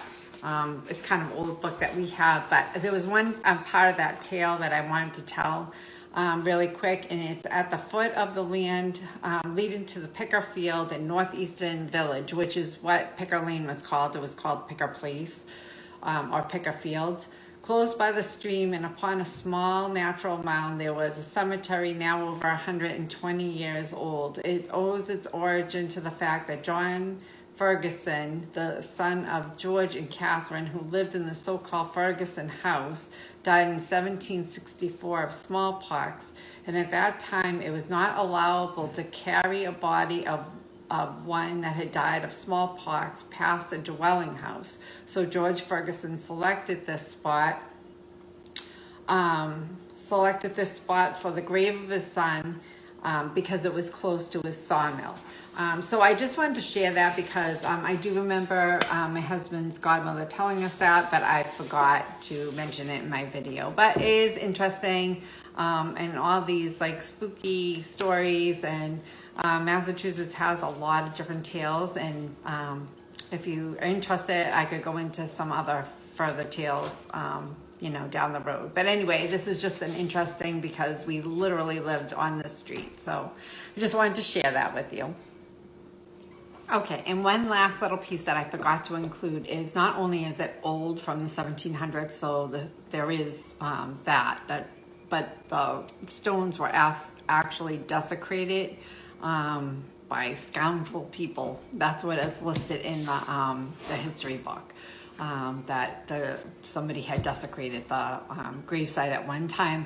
They actually tried to exhume some of the bodies and so forth, and that's why it was all redone over again with that little chain fencing and so forth.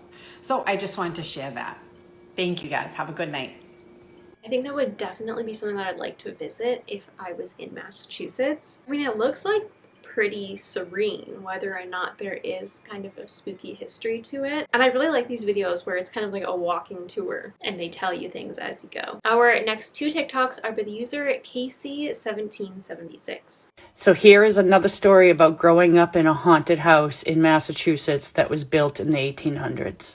I told you I would tell you another one, so here it is. It happened around the same time as the other story I told you. I was about 17, 18 years old, but my brother also worked a third shift job.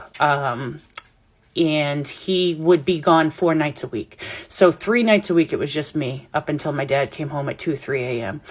And I would be freaked out, but I usually was okay. Now, the house was old, like I said, and after living there since I was little, you get to learn the creaks. You know what each creak means. No, it's not always just a house settling. There's reasons. You would know if, like, the hallway creaked or the kitchen creaked or the front door creaked, or you could just tell without even really paying attention to it. Well, this particular night, I was trying to go to sleep. It was like 11 p.m. and Loveline with Dr. Drew and Adam Carolla was on MTV. I don't know if you know that show, but it was like literally one of the best shows ever, and I would fall asleep to it every single night in 1997 because it just kept me company. So I was trying to sleep. I had my back facing my bedroom. I was facing the wall. I had Adam Carolla and Dr. Drew in the background. I was feeling okay. I was trying to fall asleep. Everything's fine until I heard a creak. I heard a creak in the hallway leading to my bedroom, and I knew I was alone. And the creaks got closer to my door, and I remember I popped my eyes open, and at this time I was now just staring at my wall with the reflective lights from the TV on it, and all of a sudden I knew somebody was in my room. They were in it. They were not outside it. They were in my room, and I froze. I didn't blink. I didn't breathe. I didn't move. I didn't nothing. I just stared at that wall with the flashing lights from the television, knowing somebody was standing there. Well, I refused to turn around. I said, fucking hell no. Because I had heard before, never look, just never look. And thank God I didn't, because he said my name. I can still hear it in my head. He said my name. He actually said, psst, psst, hey, hey. And then my name.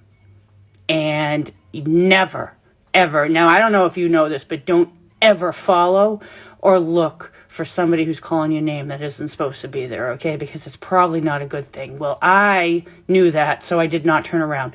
He did it again. Psst, psst, hey. And then my name. And I was frozen. And the next thing I know, I woke up the next morning and I remembered the whole thing.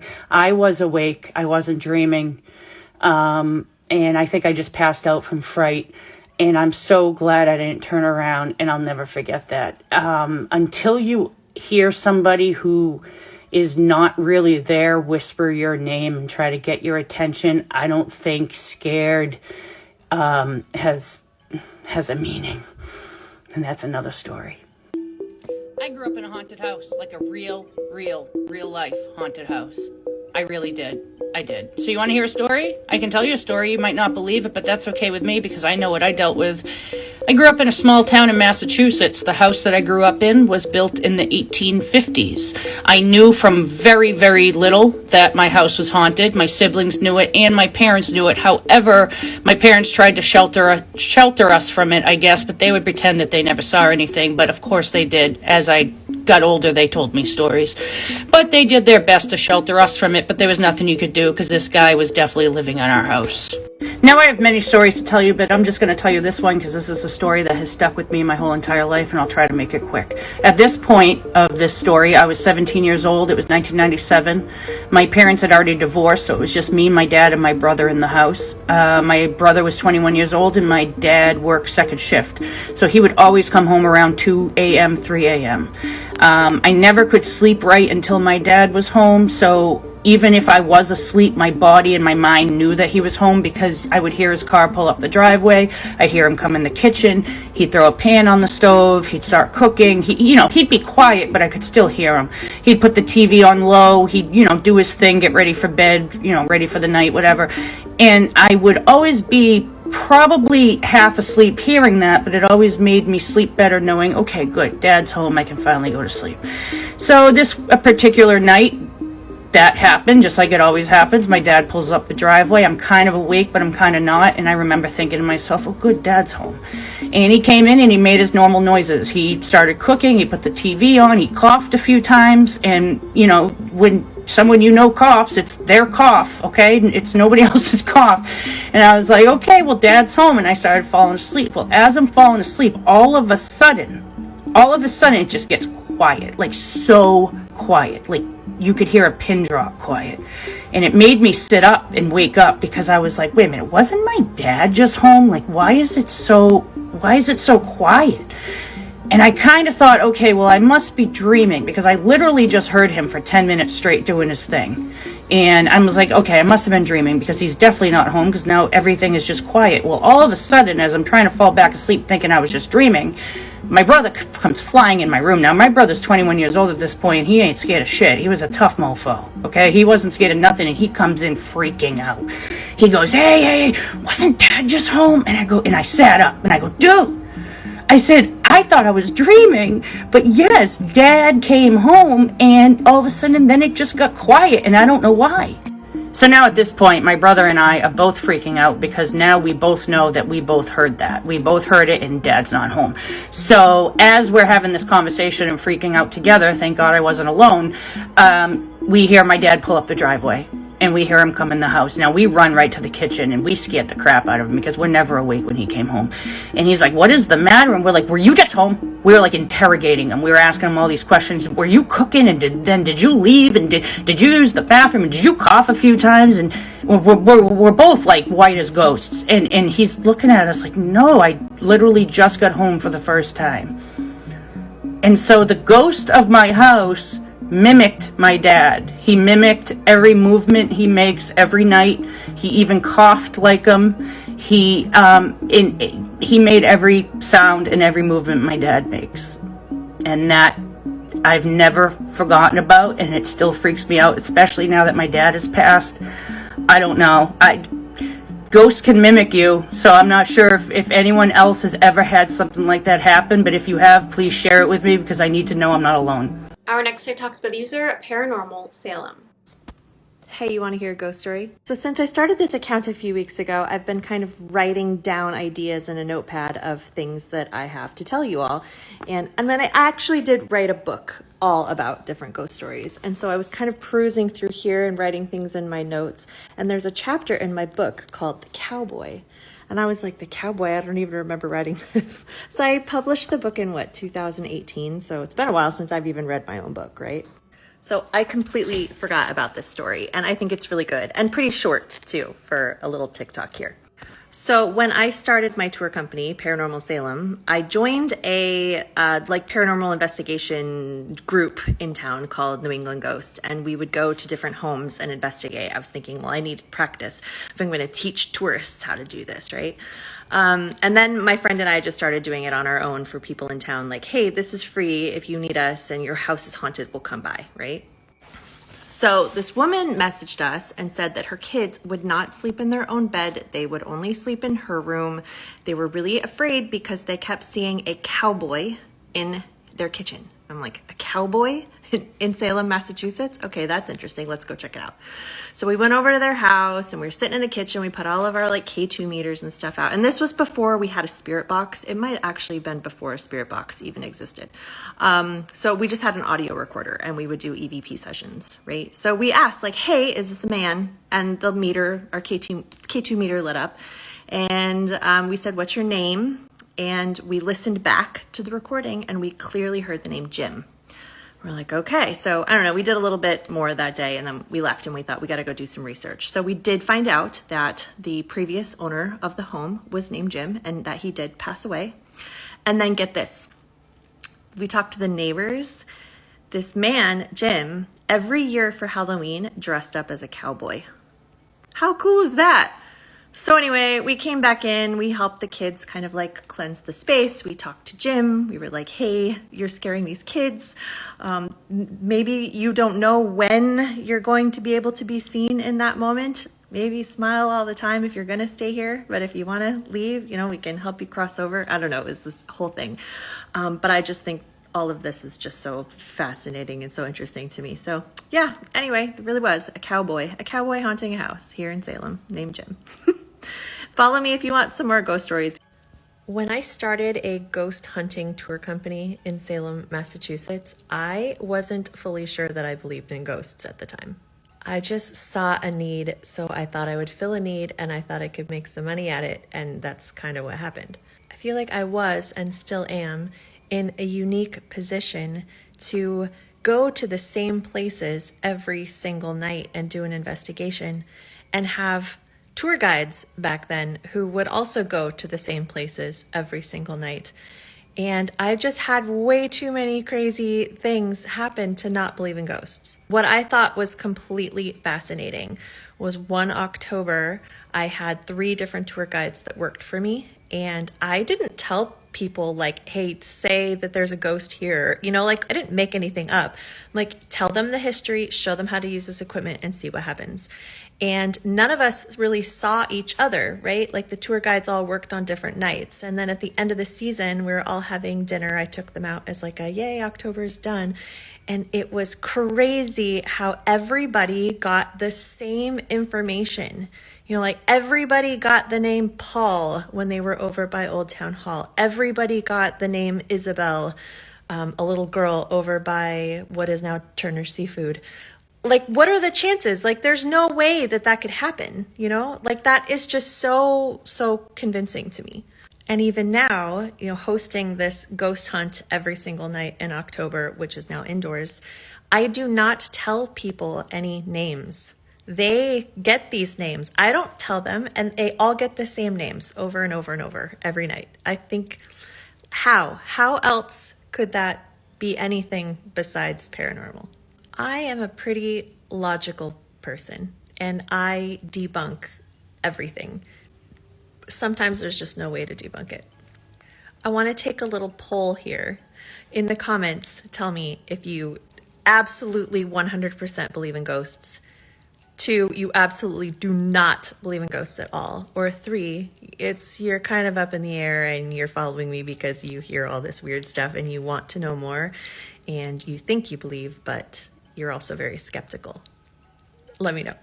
I love that they all eventually come together and they've all learned these names independently and they go back to factual things. I've said this so many times, but I really love when people have these independent encounters with the paranormal and they can compare it to other people's experiences and it all lines up. I feel like that is the best way to validate someone's experience and prove that it is in fact true. Our next TikTok's by the user charissafawn.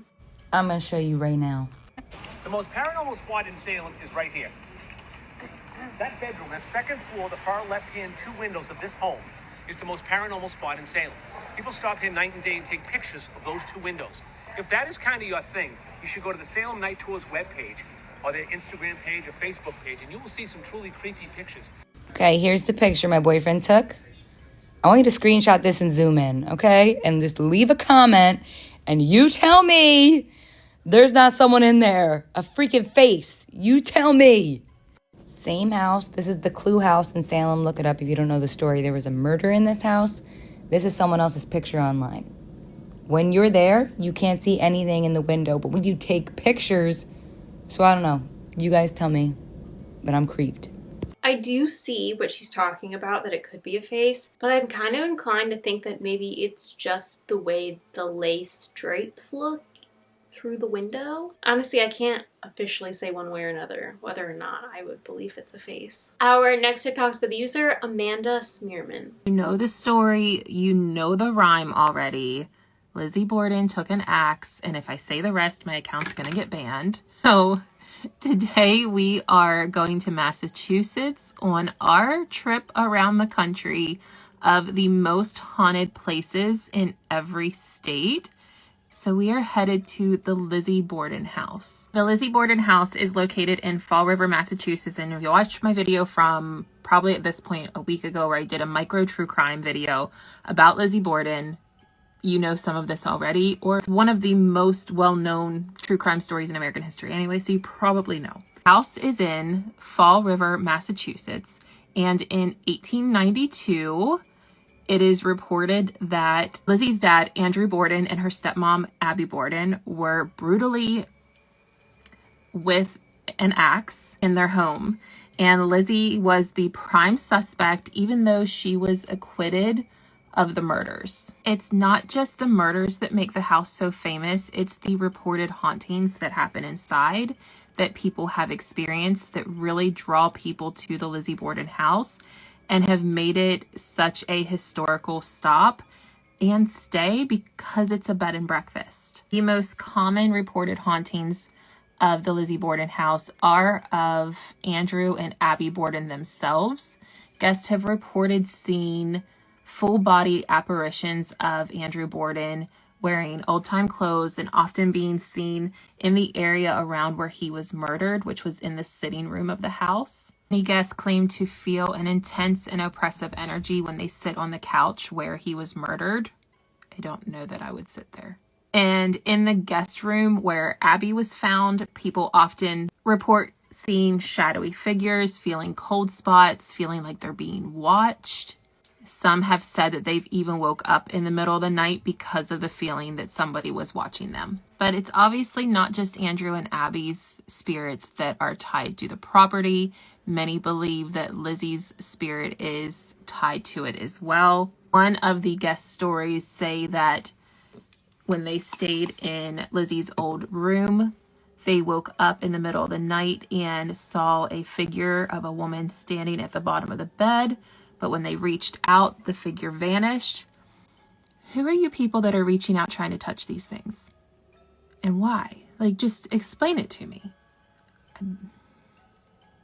I don't understand. Other guests who have stayed in her room report feeling cold spots and hearing footsteps moving back and forth when obviously there is no one else there.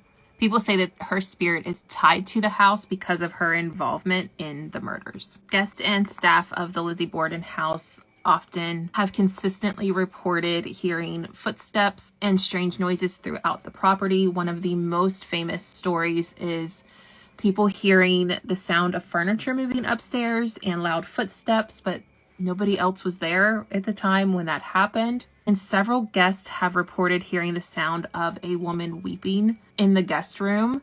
And it's almost as like it's Abby Borden reliving her final moments. One guest even reported hearing muffled conversation coming from the sitting room where Andrew was murdered. And when they went to investigate, there was nobody there, but they still continued to hear the conversation. It's stuff like this that has visitors wanting to come to the Lizzie Borden house to stay and see if they can experience that as well. One of the most notorious spots in the house for paranormal activity is the guest room where Abby was murdered. Guests have reported a lot of strange things in that room. One visitor reported feeling like they were being held down by some force. Another visitor said that they heard footsteps approaching the bed, but when they opened their eyes, nobody was there. And one guest even said that they woke up to see somebody laying next to them when they were alone. Some paranormal investigators have EVP recordings that sound like a woman calling for help. And several mediums who have visited the house say that Abby Borden's spirit is trapped inside of that room, reliving her tragic end over and over and over again. The house is definitely a common place to visit for paranormal investigators, and they've all experienced a lot of things and have taken a lot of evidence from it. One of the most famous recordings from one of these paranormal investigations was captured in the sitting room on EVP, and it was the sound of a woman's voice saying, "Help me." And a lot of investigators have reported seeing shadowy figures and orbs, especially in the basement and on the second floor. Equipment malfunction is really common when there is paranormal activity, and a lot of investigators have experienced battery drains and other malfunctions during their sessions at the Lizzie Borden house. And one investigator even claims to have seen a shadowy figure standing at the top of the staircase, and when they went to approach, she vanished. There are obviously so many other stories that come with the Lizzie Borden house. Staff members, I'm sure, have endless stories. A lot have reported doors opening and closing on their own, being touched when nobody's there, and just your normal things like that when you are, I wouldn't say normal, but expected things like that when you are in a supposedly haunted environment. Guests also say that they feel like they're being watched and followed throughout the house. And I'm going to tell you, with all of this, I think I would be intrigued to visit it during the daytime. But I don't know that I could stay there. But I'm curious, have you been to the Lizzie Borden house? Have you stayed there? And if so, what are your experiences with it? I firmly believe in ghosts and spirits, and especially in a place where something so tragic happened, it's natural for those spirits to be trapped there. But I'm curious who has experienced something and what was it? So share with me and let me know. So we've now covered 6 states on our tour across the country. What state are we going to go to next? Are you in a state that we haven't covered yet? And is there a really popular haunted destination or well-known, or maybe even not well-known, that I should cover in the next video? Let me know, because I'm always curious to learn more about the most haunted places in every state. Our next TikTok's by the user, Gwenny Varso. Tell me a ghost story that sounds completely unbelievable but is entirely true. Okay, so the house I grew up in was notoriously haunted, like to the point where my dad posted this on Facebook a little bit ago. Like, a lot of freaky shit went down in this house. So I grew up in Massachusetts, which is obviously a well-known haunted state, but there were several instances growing up that, like, I cannot explain, and I'm gonna go down the list now. I'm gonna work down this list of what someone commented on it and then kind of elaborate. So there was this gray kitten that we would always see, and it wasn't like we saw it for a few years where it could have been a stray. Like, my grandma grew up in this house, and there was this constant gray kitten that people would see before something really bad happened. Like, I'm talking, my great-grandma got diagnosed with brain cancer. They saw this cat. I'm talking, we had a house fire, and they saw this cat right before. So that in and of itself is creepy. Then, of course, the footsteps. When I was little, I would hear footsteps. It was a constant, like, you would hear it no matter where you were when you were right on the verge of sleep, and, like, it depended sometimes. So, like, sometimes when I was little, I would hear footsteps come into my room and I would feel this pressure sit on my bed. And that pressure was very comforting. And then there were other times that you would hear these footsteps and it's like your blood would run cold. So I definitely feel like there were 2 separate entities or whatever it was going on with that. One of the craziest ones that I didn't personally see, but my dad and my grandma have told me about, is one time I was probably 3 or 4. My dad was having a bunch of his friends over playing D&D. They were all drunk. They were all rowdy. And out of nowhere, I don't know if you guys remember those like 90s fountain things that had like all the little stones in the bottom. There was like this big mirror on the back wall, and out of nowhere, stones from that just started flinging against that mirror and shattered it.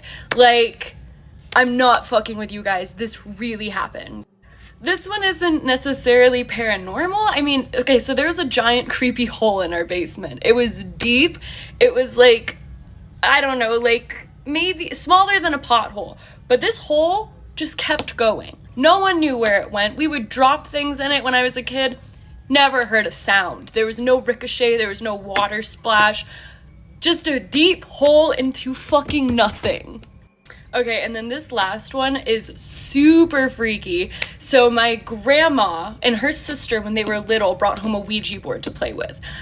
My great-grandma apparently lost her mind over this and was like, no, absolutely not. So she boarded it up in a wall in a closet. Then when we moved, when I was like maybe 8 or so, my parents went to go like break down this wall just to like see, because my grandma reminded him that it was there. This board was gone. There was nowhere it could have slipped to. It was like firmly against a wall and it was gone. Never to be seen again. So that's just like this list, but there's definitely more. Another one that I have like a vivid memory of is like this, like I said, there was like these footsteps and it would be this very comforting aura would come into my room. I now believe that might have been like my great grandma, who I never met, but everyone adored, because there was also this like, y'all heard of the Benadryl Hat Man, but my cousin used to see this like dark, tall figure, just a shadow. Like she couldn't make out any identifying features, but with like a hat. Like a black hat, who would walk down her hallway. And so bear in mind, this was like a 3-story kind of apartment house, but my grandma owned the whole thing after her mom died. So like, it was like, she lived in the attic, I lived in the middle apartment with my dad, and then her sister and their family lived in the bottom apartment. So my cousin would see this like aberration of like this tall, dark figure with a hat. Always gave her the heebie-jeebies. Another one that I wasn't personally around for, but I heard stories of, is my uncle, who is one of my grandma's like favorite people. In relation to the hat, not Creepy Hat Man, but different hat story. He like, when he died, his like, he left his but his hat in the house. And constantly, my grandma, her mom, my nana would always find this hat in a different spot than where it was before. I think like the creepiest one that I personally had was, I always remember when I was maybe like 5 or so, I would have this like reoccurring dream or experience. I don't know what it was, but I would wake up in the middle of the night, I would be scared shitless, then I would go to the living room to like put on Elmo or something on like VHS, and I would go there and I would just be overwhelmed by this like paralyzing fear, to the point where like I couldn't move, and I could never make out what it was that was making me feel this way, but it was this paralyzing fear. And I could constantly remember thinking, even in my like little kid brain, like, do not turn around right now, do not turn around right now, something really bad is going to happen. And then it would either end with like my grandma or my dad coming out and finding me like that, or I would wake up in my bed. So I don't know if this was like a dream or hallucination or what this was in my 5-6-year-old brain, but that was like definitely like the most bone chilling, like, oh shit kind of incidents I personally had.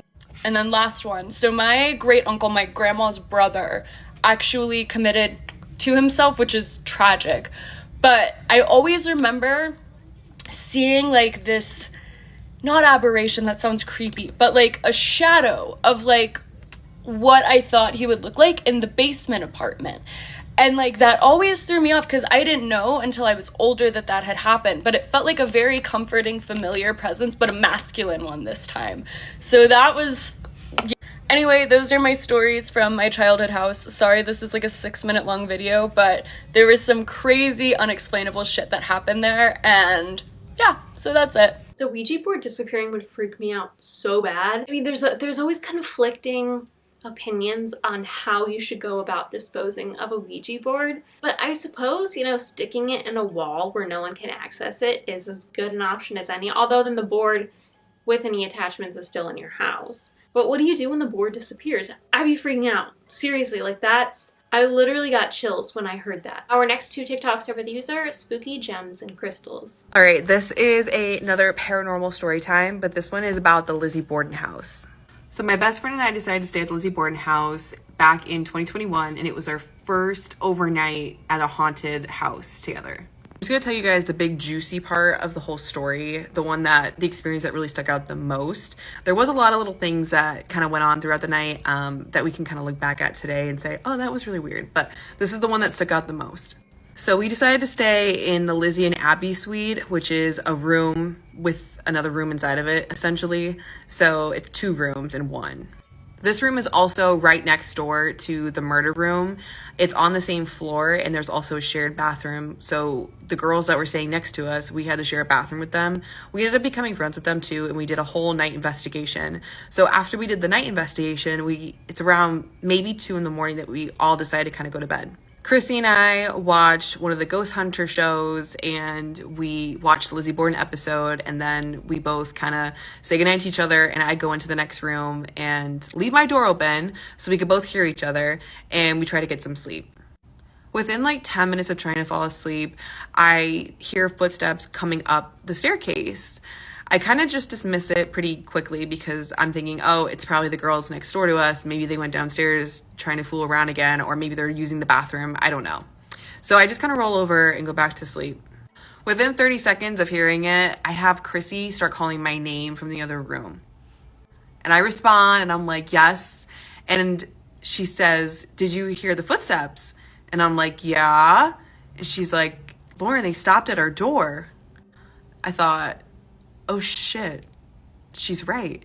They did stop at our door. I didn't hear them go in the bathroom. I didn't hear the footsteps go back down the stairs. I didn't hear them go into the room next to us. And those walls were pretty thin too, so you could hear almost everything. Needless to say, Chrissy and I slept in the same bed that night, and we were up very early the next morning.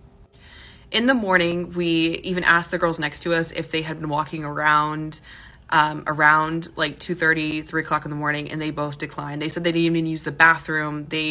Right when we said goodbye to them earlier the night, they never came out. So we have no idea what it was. We also had a couple weird experiences with the REM pod, and then the Necrometer app that my best friend was using on her phone ended up saying my name too. So we had some weird incidences going on throughout the night, but this one was probably the one that took the cake. This was also Chrissy and I's first stay at a haunted house and our first real experience together of the paranormal. Nevertheless, I would still love to go back to Lizzie Borden house. It was super fun and it was a really cool stay. Okay, my next paranormal story time is taking place at the Hawthorne Hotel in Salem, Massachusetts.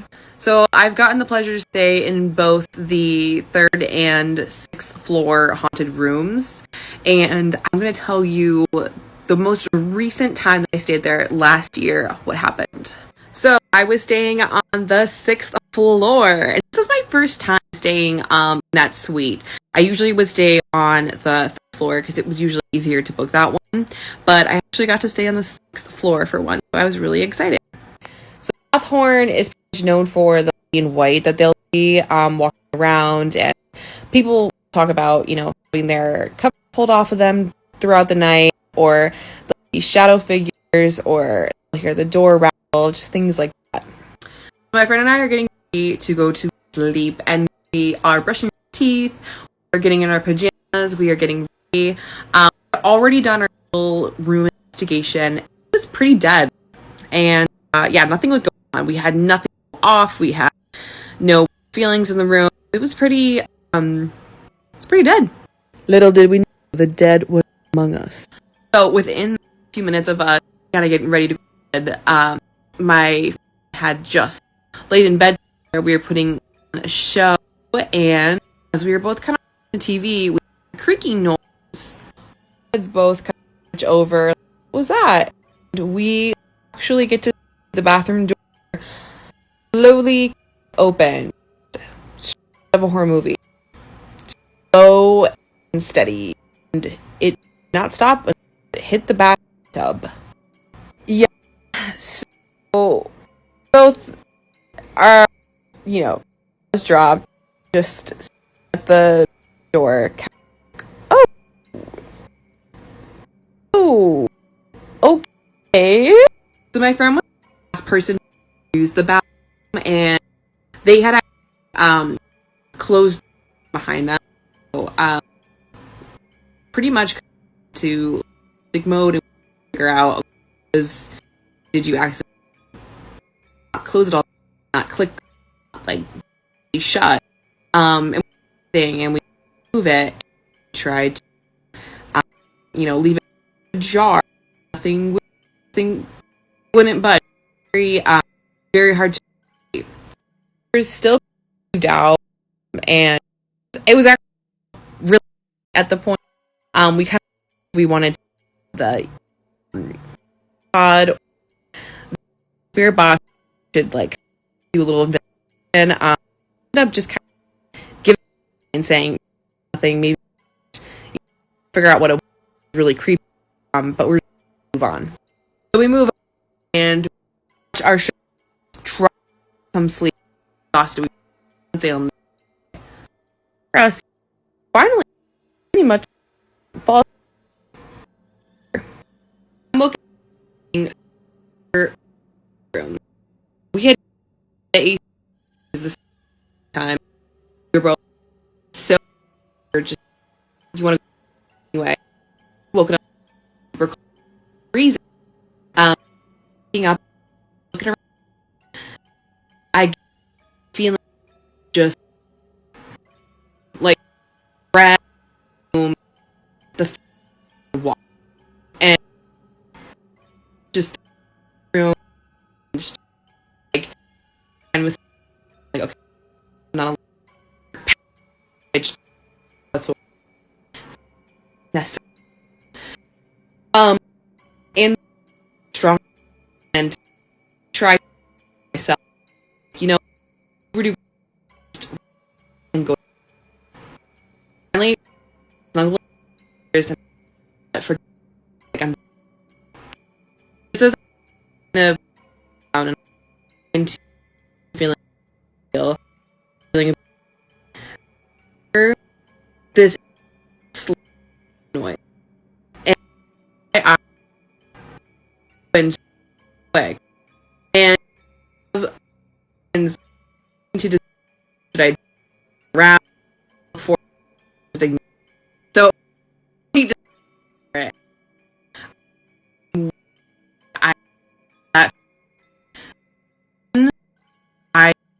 I'm like I don't I'm going to ignore it. That night very weird experience. Also that at the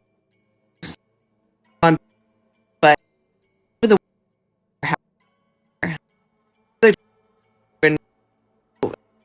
that not in the well it was pretty Our next TikTok's with user, theweekendjen. If there's one thing I love to do in October, it's dig into a good old urban legend. Fortunately, my city of Lowell did not disappoint. Tucked within the Lowell Cemetery is the infamous and allegedly haunted grave of the witch Clara Bonney. Standing with arms outstretched, Clara gazes out mournfully across the cemetery. Dark streaks down her face mimic tears, and it's easy to conjure up stories of a young woman, perhaps misunderstood or wrongfully accused, seeking vengeance in the afterlife. Local legend has it that each day in October, her dress drops lower and lower until her chest is fully exposed. But if you ask me, she's already rocking a pretty low neckline. On Halloween night, her gown drops completely, and her spirit is able to roam free throughout the cemetery. Some visitors report cameras and electronic devices turning off and not working while trying to photograph the site. Others tell stories of cars refusing to start after parking by the grave for a visit. Now, my car has enough issues as it is, so I didn't test that latter theory myself, and as far as technological issues, I was able to photograph and take videos of her without any trouble. In fact, nothing in my research suggests that during her life, Clara Bonney was anything besides a beloved daughter and wife who met an untimely end after months of battling tuberculosis. That being said, I'm not sure I'd be brave enough to visit Bonney on Halloween night, just in case I catch her during her annual midnight streak. Our next TikTok's with user, iamveronicapearl. This house is known as the House of 11 Ghosts, and it's the most haunted house on Cape Cod. But officially, it is called the Barnstable House. And believe it or not, it wasn't always located here. Yes, you heard me correctly. This house was originally built in 1713 in the town of Scituate, Massachusetts, and then later in 1716 moved to the town of Barnstable, Massachusetts, where it was placed over an underground river. I didn't know this was a thing people do, or at least did, but now I know. Either way, the house is over 300 years old now. It has served as a home, an inn, a hotel, and now it's rented out by a couple of law firms. But I'm telling you, it's extremely haunted. It even has a book written about it called Life of a Haunted House, and naturally it was also featured on the hit show Ghost Hunters. It's also a main stop on Cape Cod's haunted and history tours. And although I did not get to go on one of these tours, I heard Derek is an amazing tour guide. Out of the 11 ghosts that are said to haunt this place, the most well-known is the ghost of a 10-year-old girl named Lucy. She is often seen skipping around the property or playing with a blue ball. But remember when I mentioned that this house sits on top of a river? Well, this was great in the sense that it gave everyone in the house access to fresh water from an opening in the basement floor. However, sadly, it was also the way that little Lucy met her end. You see, one day Lucy was playing with her blue ball when it rolled into an opening to the river. Trying to retrieve it, Lucy tragically drowned. Lucy's mother is also a ghost that haunts this place. She is often seen rocking back and forth in a rocking chair, and the New England Society of Paranormal Investigations believed to have caught her on EVP humming in the attic. Some other ghosts that reside here include that of Edmund Hawes, who once owned this home but ended up hanging himself from a nearby tree after losing his entire fortune. Yet another ghost is that of a woman named Martha, who is sometimes seen wearing a white gown with a high collar. She was witnessed by quite a few people when a fire broke out in this house in the 1970s. Several firemen saw her in an upstairs window and actually went inside to rescue her. However, once inside, no woman was discovered. And then there's the ghost of a sea captain whose last name was Graves. He's often seen in the cellar. All people know about him is that at one point he used to live here. But who are the other 6 ghosts? I think it would be so fun to work there. Like, imagine having a law office where there's just all this lore behind it. It's like such a serious job, and then kind of like a little fun, spooky building for it to be in. I mean, as long as I'm not there alone, I think that would be so much fun. Our next talks by the user, kevinjdooley. While Salem often gets most of the attention when it comes to the witch trials that occurred throughout Massachusetts in the late 1600s, Andover Village, which made up modern-day Andover, North Andover, and parts of Lawrence, had even more accused witches than Salem. I live in North Andover and have my entire life. There is one local legend that has haunted the town for hundreds of years. This is the legend of Albino Road. In the late 1600s, a woman in Andover Village gave birth to twins. After noticing something was different about the boys, the woman and her husband decided to hide them away from the public to avoid persecution. The condition the boys had was albinism. The family lived peacefully for many years, that is, until one day when the boys were teenagers. Another member of the community saw the 2 boys inside their home and noticed their pale complexion, which to him meant that they may have somehow been connected to witchcraft. This community member then ran back to the town's elders and reported what he had seen. The elders took the boys from their home and made them go through tests to prove whether or not they were the product of witchcraft or demonic forces. A nearby lake, Lake Kachikawick in North Andover, is where the final test took place. Rocks were tied to the boys' feet and they were thrown into the lake. The 2 boys sank and drowned at the bottom of the lake. Following their execution, the townspeople marched to the boys' home and burned it down, with their mother and father inside. It is said that the road on which they lived is haunted by the spirits of the boys and their parents. The road which you see here is where they lived. Their road has been blocked off for many years in town with do not enter signs. Whether the story about the albino twin boys is true, or if it's just a tale that has been told for many years to teach tolerance and acceptance, we will never know. Our next TikTok's by the user, wellreadreds. We do whatever we want. Hey guys. So we are staying at the Lizzie Borden house, and we're the only people here. I don't know why nobody else has booked any rooms, because when I went to go book rooms, I couldn't book anyone but the one I was in.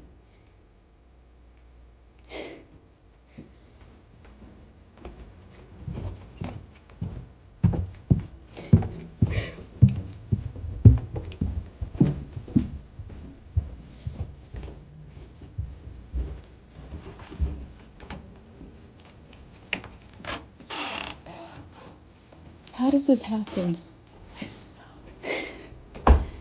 This is scary. I don't want to stay here by myself.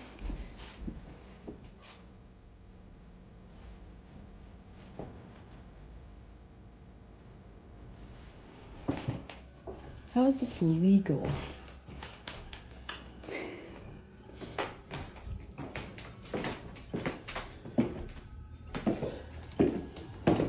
And I think there's only help here till midnight, according to that sign.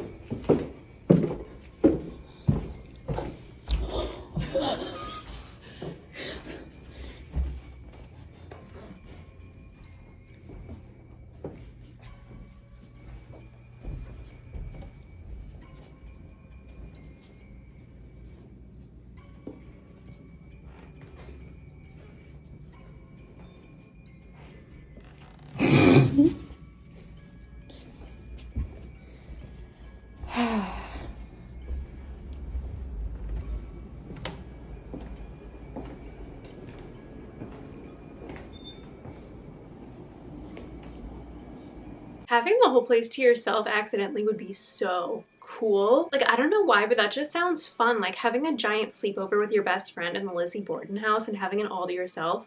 But also the idea of having like a sleepover there with other people who are also investigating, like complete strangers, and just like making friends. Like this, if anything, is what really sold me in going there and sleeping over, because I think that that would just be like a fun social experience. Our next TikTok's by the user, theparanormalfiles. Bones were found in the basement of this haunted house, and they don't know who they belong to. This is the S.K. Pierce Victorian Mansion in Massachusetts, and let me tell you, this place is straight out of a nightmare. So the story goes that one of the former owners had a dream that told her she needed to dig in the basement.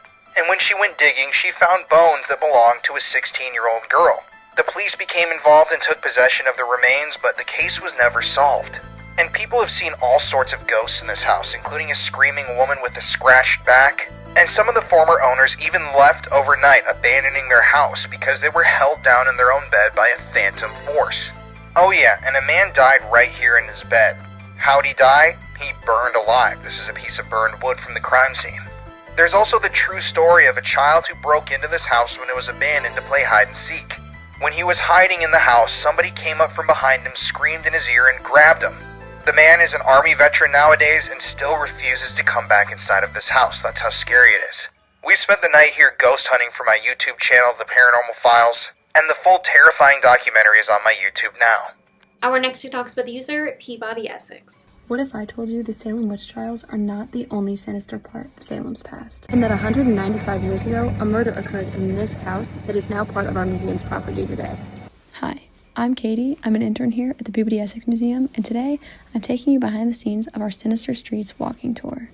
The first stop on our tour is the Quaker Meeting House. Here, you'll learn more about the history of Quakers, and more specifically about Thomas More, who was famously against the witch trials and was even arrested for publishing an article against them. Next, we visit the John Ward House. This house originally stood across the street from the Salem jail that was used during the witch trials.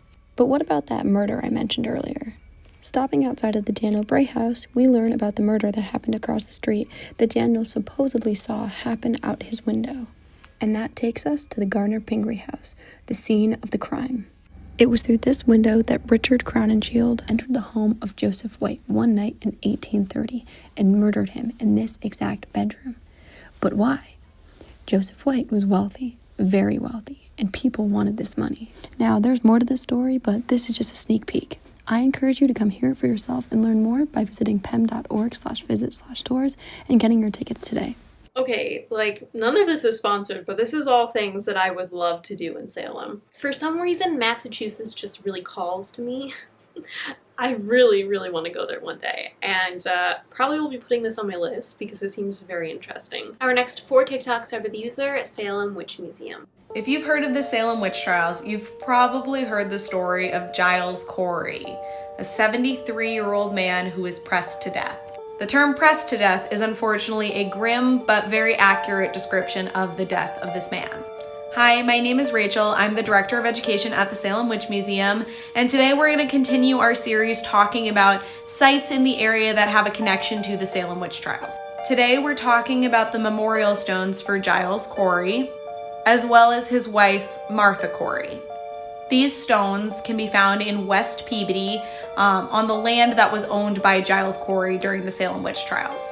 So there are a lot of misconceptions about the story of Giles Corey, and let's just do a rundown of the basic elements of the case. His wife Martha is one of the first people to be accused of witchcraft in 1692.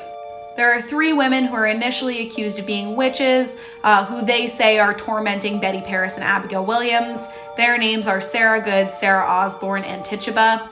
All 3 of these people were in a way easy targets for witchcraft accusations. They kind of fit the profile. They push against social boundaries in some way. They make other people feel uncomfortable, and so on and so forth. Martha Corey, however, is kind of a different case. So while she does have scandal in her past, she had a child out of wedlock, she's known to be very kind of argumentative and outspoken. She was also a full member of the Puritan Church. So without getting into, Puritan theology, that's very important, and it supposedly meant she was one of God's chosen few who was in fact going to heaven. So her accusation is pretty significant. Now, when Martha is initially arrested, 73-year-old Giles, her husband, is said to be kind of grumbling around that he knew things that would fix her business. He said that there had been some kind of supernatural things going on at home, and he's kind of just grumbling about his wife. This is often misrepresented as Giles Corey accusing his wife of being a witch, and that is absolutely not true. In fact, during her examination, he defends his wife. And when she is taken away after the examination, she's being transported to Boston, which was one of the 4 jails that's used during the trials. He goes with them as far as the ferry. He travels with her, and he can't go all the way to Boston because he doesn't have the money to pay the ferry fee. Soon after Martha's examination, his specter is also sighted, so he is now also accused of being a witch. He is arrested, and both are committed to prison until September. Now, the Salem witch trials begin in June. They go on through September. The court that is set up to oversee these cases is called the Court of Oyer and Terminer. And this is actually an emergency court. There's a lot of complicated legal stuff going on at the time. That means that they have to create this fast court that's going to oversee the witchcraft cases. And because it's an emergency court, it does a lot of unorthodox things. Most importantly, it allows a lot of different controversial evidence to be used that normally never would have been allowed in terms of a witchcraft case. So what that means is, as the trials are going on, it becomes very clear that this is a corrupt court. There's nothing you can say to the magistrates that's going to prove your innocence. And the people who are standing up and maintaining that they are not witches, they are innocent of all these charges, they are the ones who are being condemned and executed. Now, by the time Giles Corey is tried in September, he's had enough. He's seen 3 hanging dates at this point. All of the individuals who are executed are people who maintained their innocence and went to their death saying, "I am not a witch, you've got the wrong person." So he knows that there's nothing he can say to this court that's going to prove his innocence. Now, the way that court cases worked at this time is you, the accused, would be brought in. You'd be expected to answer a traditional question at the start of the trial. You would be asked, "How will you be tried?" To which you were supposed to respond, "By God and my country."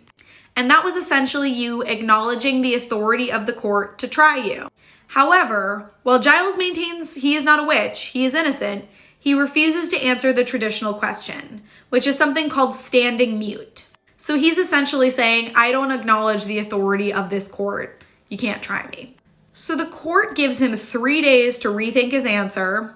And at the end of those 3 days, they resort to a very unusual measure. They press him to death. So this was a medieval form of torture. It was technically legal by English common law, but it had never been used before in colonial North America. It is never used again after the Salem witch trials. So what ends up happening is they take Giles out to a flat field. Historian Marilyn Roach has argued this field is probably directly across the street from where the prison was, which makes sense. They lay him flat on his back, and slowly they put heavier and heavier stones on his chest. This is an artistic rendering of what this kind of torture would have looked like. Now, of course, the thought is that this is going to force him to comply. However, he's a 73-year-old man. It was probably pretty apparent he was not going to last long during this torture. As the story goes, as he's being pressed to death, The sheriff asks him if he will comply, and he responds only with the phrase, "more weight." It's a very famous phrase. We say it here at our museum. We actually don't know with certainty that that was said. It's something that comes to us from folk legend. More than likely, he didn't say it because if we think about the act of being pressed, it's very unlikely he would have been able to speak at all. But this is very famously associated with this case. There is a famous misconception that Giles Corey does this because he doesn't want to lose his land. The idea is that a person convicted of witchcraft will lose their land, their possessions, things like that. But that's not how the law worked. Theoretically, the sheriff could take some of your movable goods, so things from your home, but no one was entitled to your land. Now, Giles does, of course, die as a result of this brutal torture. His wife, Martha, is tried before the court of Oyer and Terminer. She is found guilty, and she is hanged 3 days after the death of her husband. Now, there are so many myths and misconceptions surrounding Giles and Martha Corey. The idea about the land dispute, the story of more weight, most famously maybe the idea that he cursed Salem and that all of the sheriffs of Salem have died as a result. That is something that is absolutely not true, and we do have a whole video about it that you can go back on our history playlist and watch. Because this is such a gruesome death, it was shocking then, it's shocking now. I think we're just naturally attracted to this story, and it's very easy for us to get confused about the facts of the case. In fact, our museum has had to untangle some of these misconceptions that made their way into scholarship, and we're still working on pulling them out in the modern day. So if you're ever in the Salem area, you can go to Peabody and see these marker stones for Giles and Martha Corey.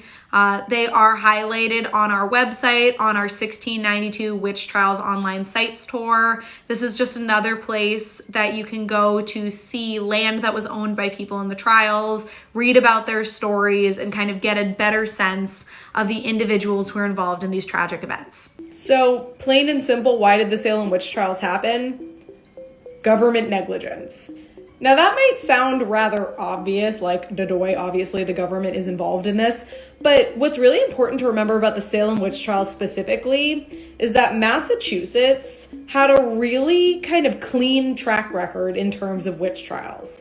And what I mean by that is it was pretty hard to convict someone of witchcraft here in Massachusetts. So while there's almost always suspicions of witchcraft in the air, you know, I had a fight with my neighbor, she's kind of a mouthy woman, I don't like her, I think that she's probably a witch, you know, that suspicion is present all the time.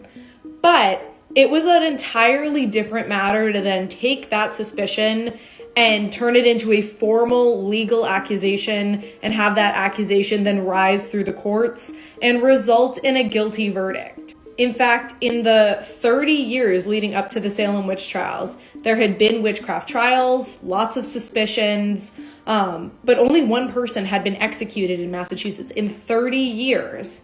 And again, it's because magistrates played a really important role in kind of stopping the fears of the masses and not letting panic take over in the courtrooms in the case of a witchcraft accusation. Now, we recently made a longer video about this, so if you want a more in-depth discussion about the complex kind of legal stuff going on in the background of the Salem witch trials, because who doesn't want that, you can go back and watch that longer video. But basically, Massachusetts Bay Colony is in this weird moment of legal transition. There's a lot going wrong all at once. It's kind of a powder keg ready to explode. And when those witchcraft suspicions begin in the early months of 1692, it sparks all this long simmering tension. And basically, because of all this fear and because of the tenuous legal situation, when the witch trials actually begin, the magistrates kind of act on fear as opposed to going with past precedent. So they start to allow really controversial forms of evidence to be used, even though there's all kinds of public criticism circulating saying, hey, don't use that, it doesn't make sense, it's not strong enough for a conviction. But the fear of the day is enough for them to say, no, we must do this, it's a public safety crisis, and as a result, 19 innocent people are hanged, and Giles Corey, an elderly man, is tortured to death. Now, the Salem witch trials are a very complicated subject matter, right? Like, we haven't even touched on what's going on with the afflicted witnesses, the people who claim to see spectral apparitions. That's an important component of this story. There's also many other things driving this forward, right? good old-fashioned misogyny, just the treatment of women during this period. There's plenty of socioeconomic things to consider. There's external factors influencing the colony.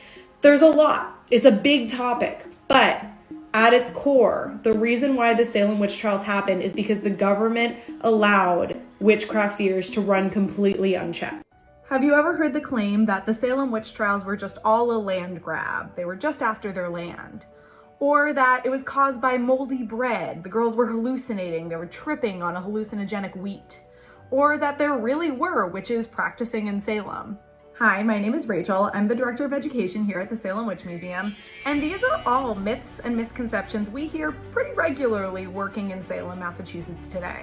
Now, the Salem Witch Trials, of course, are far from the only event in history that have many, many myths surrounding it. This is just part of the nature of history. It's easy for mistakes to get made and then amplified and then amplified and then amplified, particularly in this day and age of social media and our ability to communicate information very quickly to a very wide audience. Now, I've been Director of Education at the Salem Witch Museum for 8 years. I've worked in Salem for a decade. And what's kind of interesting about the Salem Witch Trials is certain myths come in and out of fashion. They become super popular and then they kind of fade away. So for example, when I first started my role here at the Salem Witch Museum, a myth we heard all the time was the story that 2 dogs had been hanged during the Salem Witch Trials. Now, like many myths surrounding these events, there's a grain of truth to this story.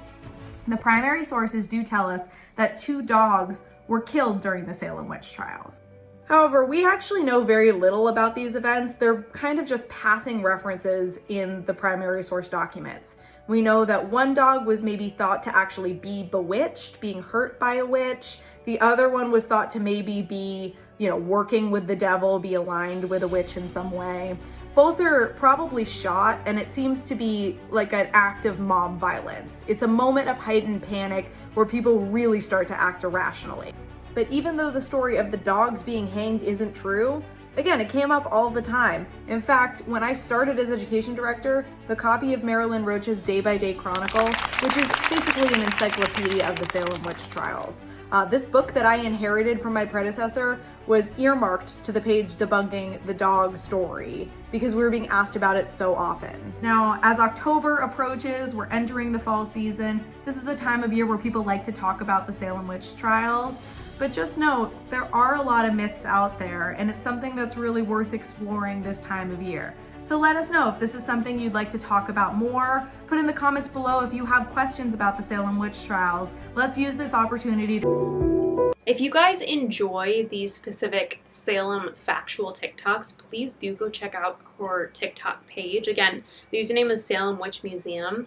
She has a lot of little random TikToks here and there sharing information about Salem, about random people that are important in Salem's history, and I think she does a really good job of explaining these things and telling true factual information. She had quite a few that I was just like scrolling and listening to all of them because they were so interesting, but I didn't want to include all of them in here because some of them were kind of answering people's questions, like response videos to questions, and it wasn't all completely relevant to the video. I didn't think it would flow nicely, but I thought it was all very interesting, so I would recommend checking that out. Our next TikTok is by the user yourhistorygal.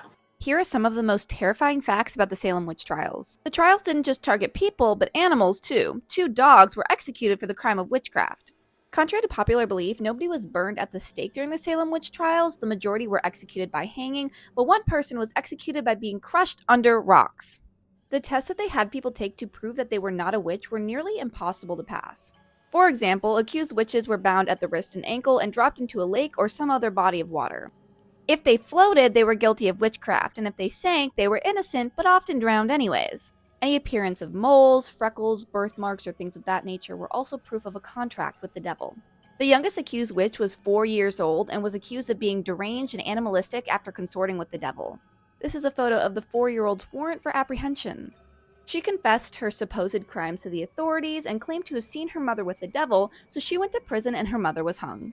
At least 25 people died as a result of these trials, 5 of which died in prison awaiting these trials either from malnourishment or from injuries sustained during torture. And over 150 were arrested in total. The dog fact just kills me. There's just something about animals dying. It literally kills me. I feel it deep into my soul every time, and it's a tragedy. Our next 2 TikToks are by the user emobarbies. Tell me a ghost story that sounds completely unbelievable but is entirely... Okay, so I lived in Salem, Massachusetts for a little bit under a year. And I'm a spooky girl, okay? My mom is a spooky girl. My mom gave me my first deck of tarot cards when I was in the 7th grade, and she also gave me her original Parker Brothers Ouija board. I'll get there. If you can handle long-form content, I'll get there. So, like, I can pick up on the vibes of places, like, very easily. Like, when I was touring apartments in Salem, like, I know the whole thing with the town is, like, completely commercializing, like, an absolute atrocity that happened. But, like, that shit's no fucking joke. So, like, one of the apartments we toured was actually in Gallows Hill, which is right off 95, like, next to the cemetery. And I walked in, and the vibes were sinister. And I asked the realtor, I was like, do you think this apartment's haunted? Knowing full fucking well it was. And he was like, would you want it if it was? And I was like, no. Maybe.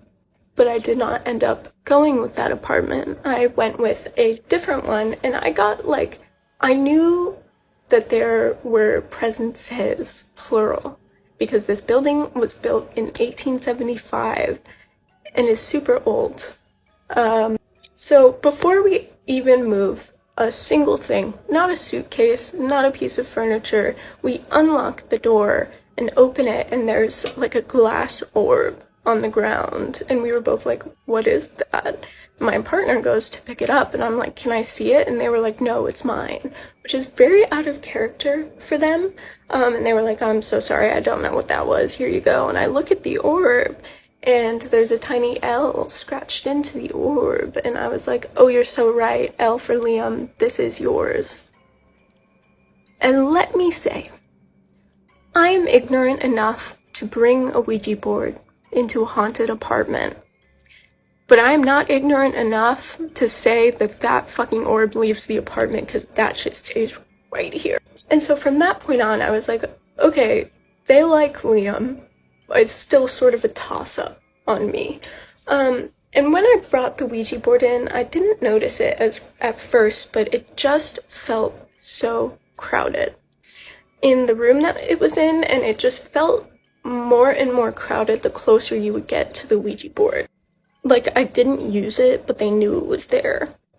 And then I go to rehab, as one does, and I come back, and I'm like, get this fucking shit out of my apartment.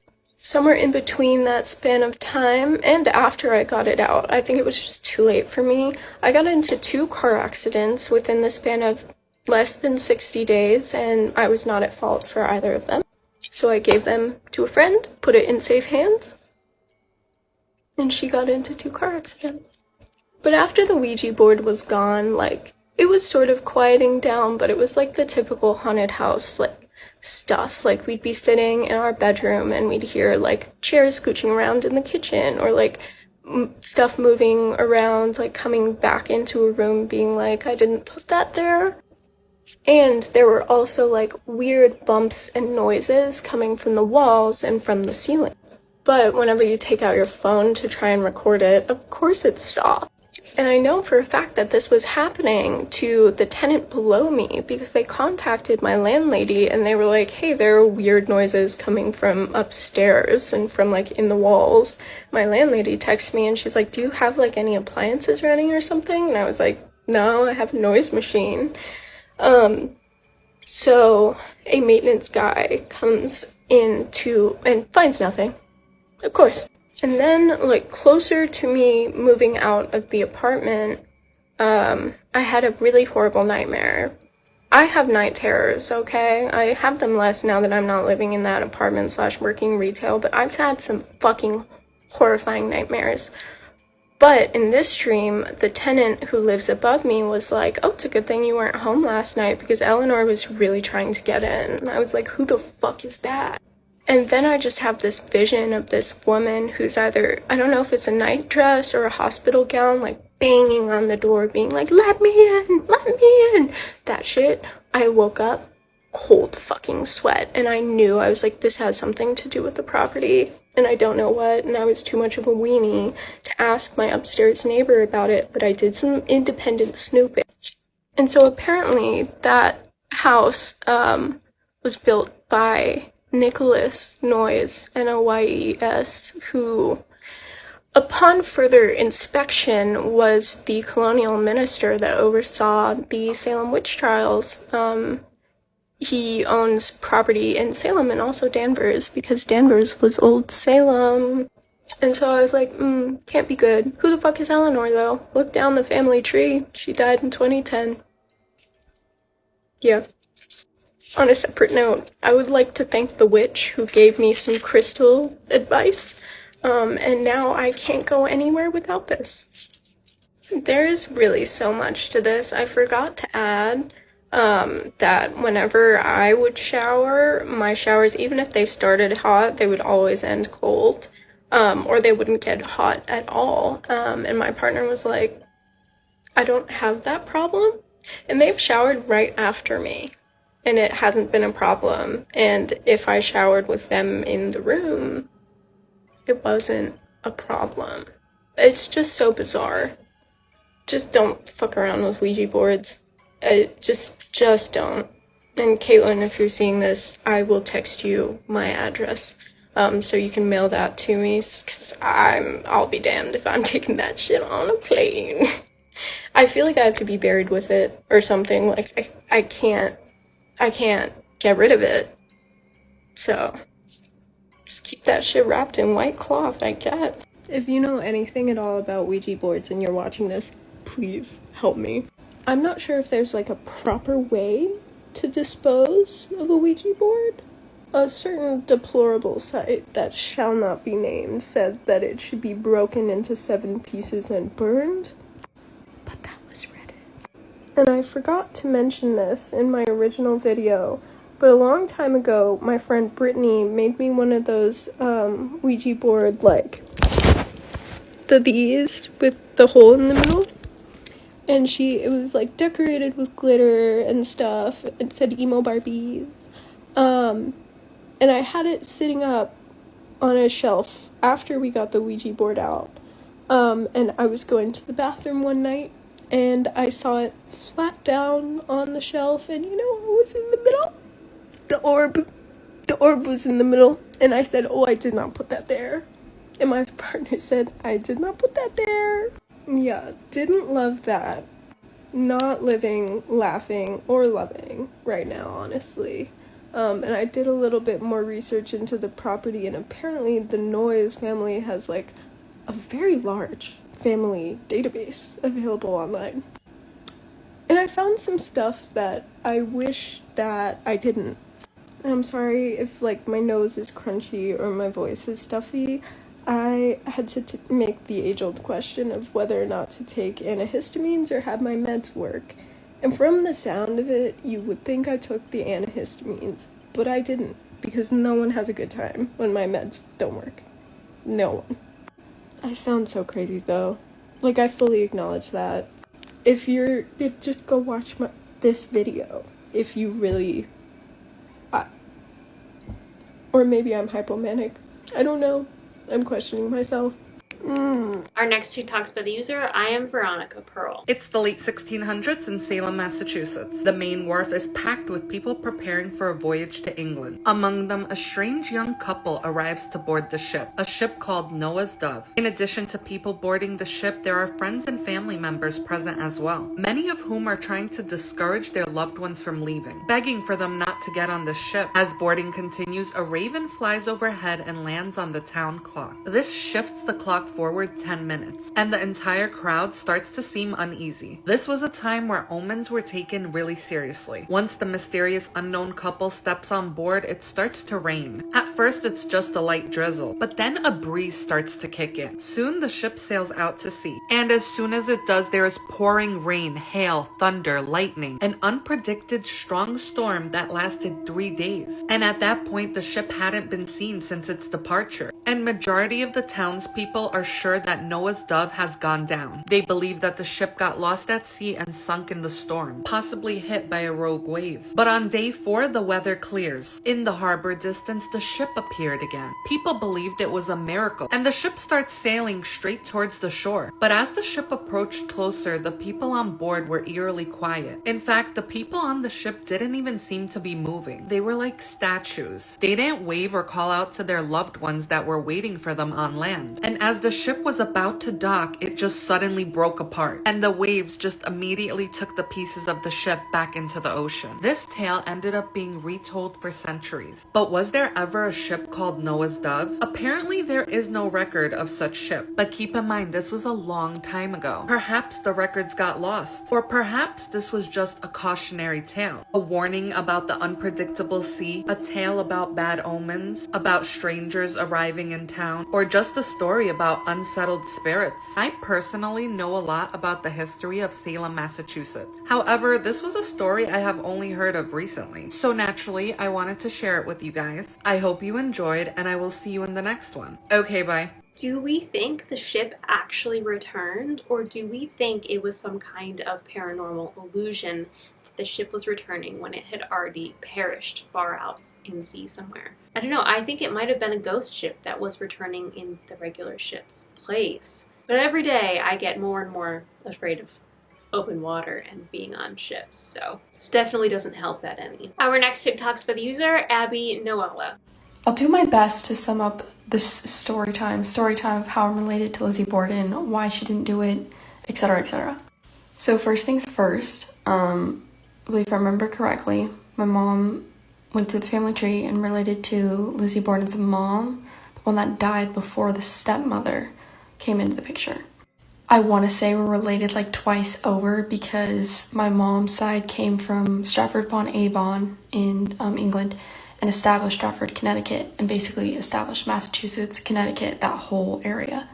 The crazy thing is Lizzie Borden is actually, through my family, also related to P.T. Barnum, as in Greatest Showman, not a great man, as well as the owners of the S.K. Pierce Mansion, which is the mansion that Haunted Mansion's wallpaper came from, also one of the most haunted places in America, basically.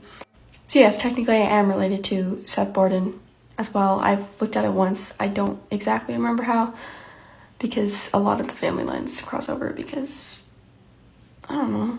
I have reached out to him about this because I thought he'd find interesting that the S.K. Pierce Mansion people are related to Lizzie Borden, which means he's related to P.T. Barnum and all of them, but he hasn't got back to me, So Lizzie Andrew Borden was around in Massachusetts.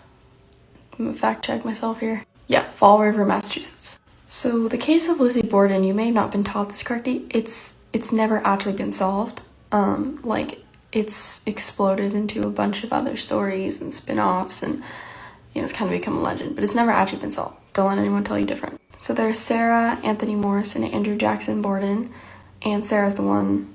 I think Sarah's the one I'm related to. So that's not the stepmother. Yeah, because Abby's the stepmother. Funny enough, my name's Abby, but not the point. So I'm related to Sarah, and she died when they moved there, like soon after, something like that. Which is kind of funny, because the S.K. Pierce Mansion, I believe the wife died soon after they moved there as well. So the Bordens basically had a huge fortune because of the dad. He had a ton of money. He was like a very good businessman, pissed off a lot of people though. Which, if you know anything about the S.K. Pierce Mansion, similar story, kind of. Now, also to say, the dad was a very respected businessman. He was, fact-checking myself, it's been a while, property developer, textile mills, the whole run. So 3 years after Lizzie's mom died, Abby came into the picture, the stepmother, and they don't like each other. Which is fair, because she thought like maybe Abby just married Lizzie's dad for the wealth, which at that time, it's likely, it's common. Then there was like a whole weird property thing with Abby and her relatives and the dad giving them property for free, and then Lizzie and her sister buying back the house like their other mother lived in, something like that. So here's where it gets weird. On the day of the murders, their uncle was coming to visit, and I believe he's related to the mother. Yeah, the mother's brother. He decided to visit, and when he was visiting, he randomly decided to leave. He was to go... That's right. He didn't bring any luggage, which is kind of sketch. And I'm using a few different info pages as well as cessboard in the video because this is very well researched. Right,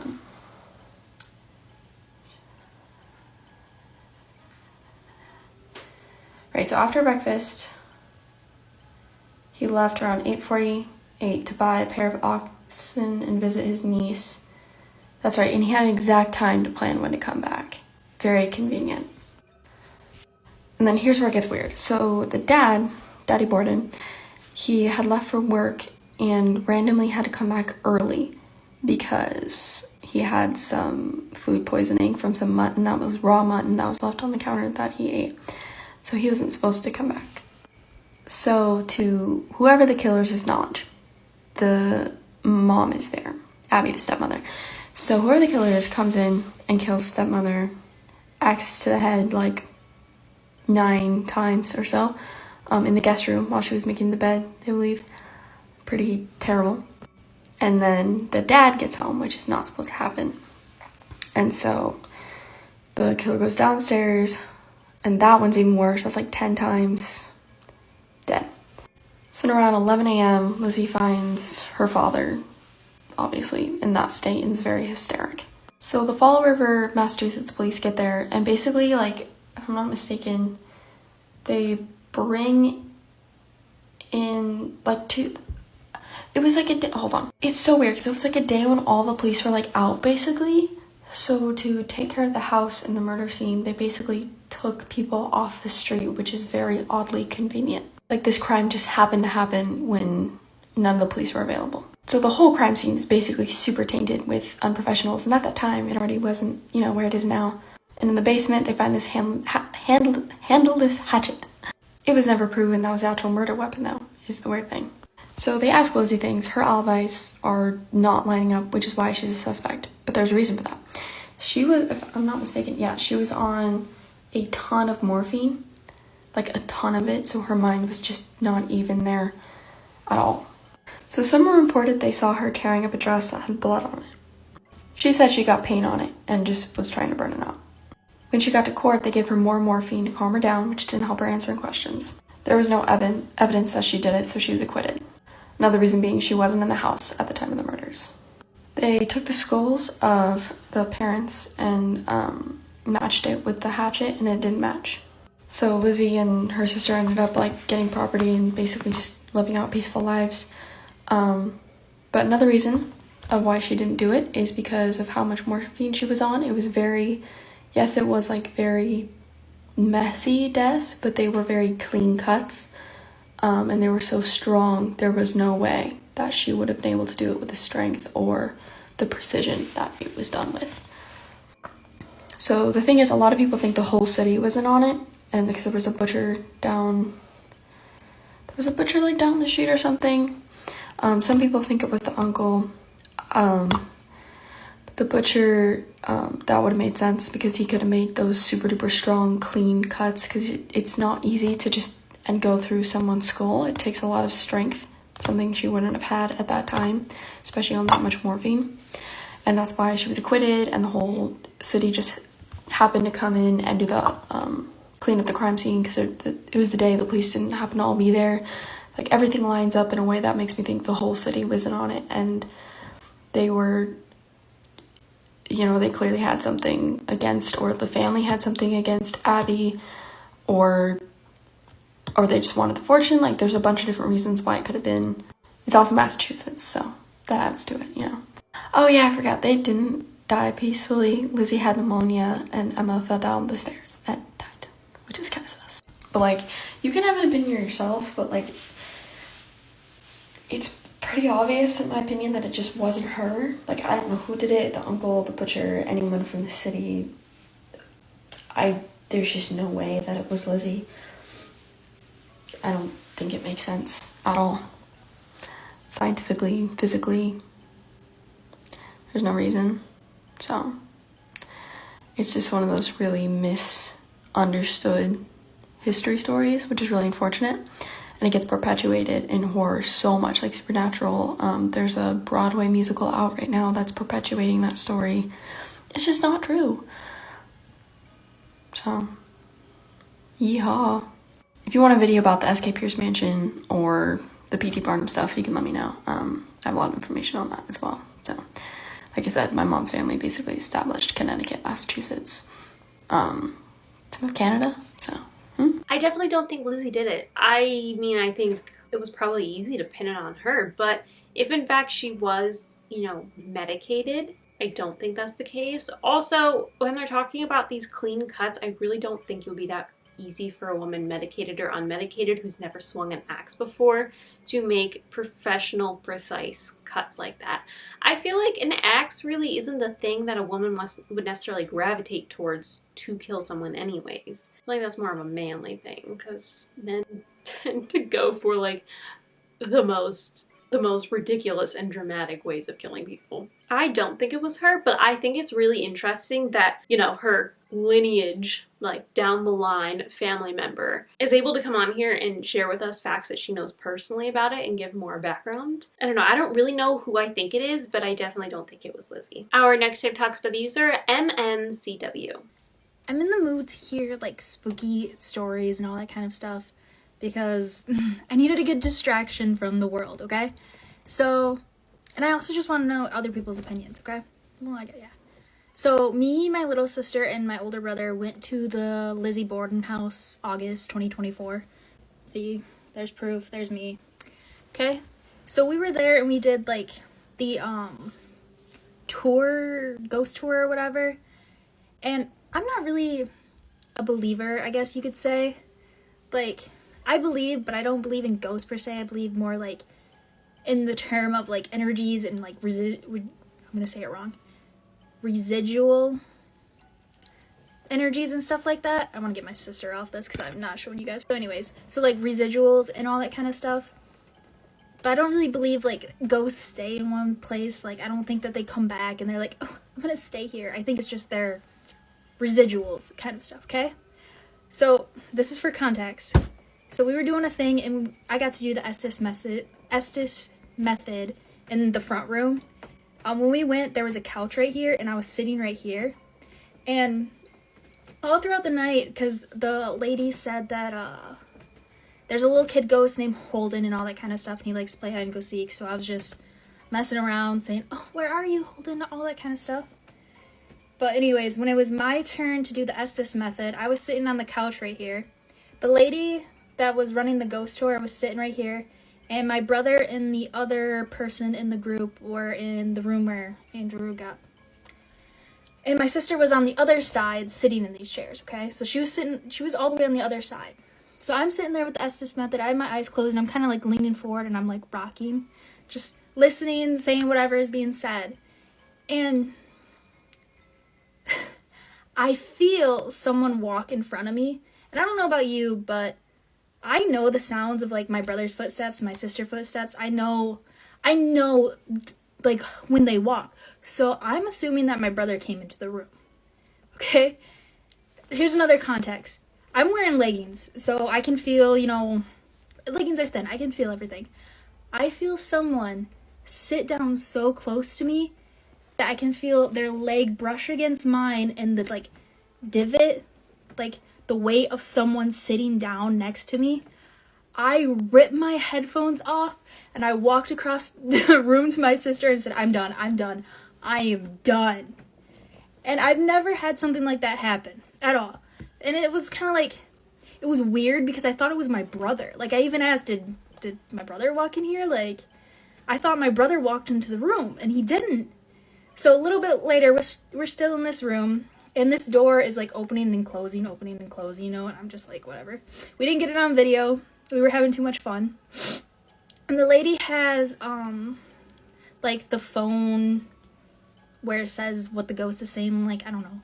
And it called me pathetic because I got scared. And I said I was sorry. But it called me pathetic, and I was just like, I got called pathetic by apparently a ghost because I got scared because they wanted to sit next to me.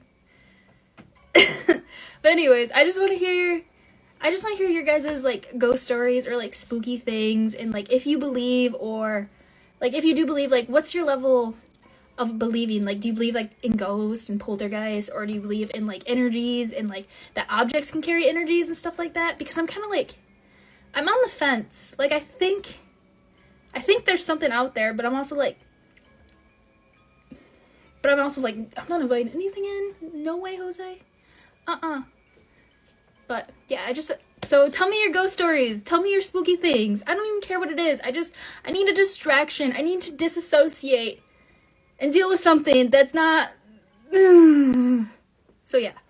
Our next Who Talks with user, bobbiecurtislee. The Salem witch trials only ended after the governor's own wife was accused of witchcraft. Before then, the fate of the accused often laid in the hands of literal children. It was the winter of 1692, and tensions in Salem Village, Massachusetts were on the rise. Fear of famine after a bad harvest, dying livestock, and lingering worry about a recent smallpox outbreak all played a huge role in this. The Puritans saw any sort of disease or food shortages as judgment from God or evidence that Satan was hard at work against their community. So, when 9-year-old Betty Paris, a reverend's daughter, began acting strangely, the villagers were quick to start pointing fingers. Betty began experiencing unexplained fits. She was contorting her body, making strange noises, and acting as if she were in pain. After a doctor's examination, the diagnosis was clear. Betty had been bewitched. Shortly after this, Betty's cousin Abigail began having similar episodes. When asked who was causing this torment, both girls accused the Paris family's slave, a woman named Tituba. A month later, 2 more girls came forward, claiming that they too were being tormented. They also named Tituba and 2 additional women, Sarah Good and Sarah Osborne. All 3 women turned on each other in court in an attempt to save themselves, each accusing the others of practicing witchcraft to hurt the girls. Tituba would eventually confess after enduring severe beatings from her master, but because of this, she would be spared and used as a key witness in the trials. Sarah Good was the first to stand trial. She was a homeless woman who was seen by the villagers as somewhat of a nuisance because she was a beggar. Her 6-year-old daughter was forced to testify against her in court, and her daughter would later be accused of witchcraft and held in prison for over 7 months before eventually being bailed out. Sarah Good, on the other hand, was sentenced to be hanged, but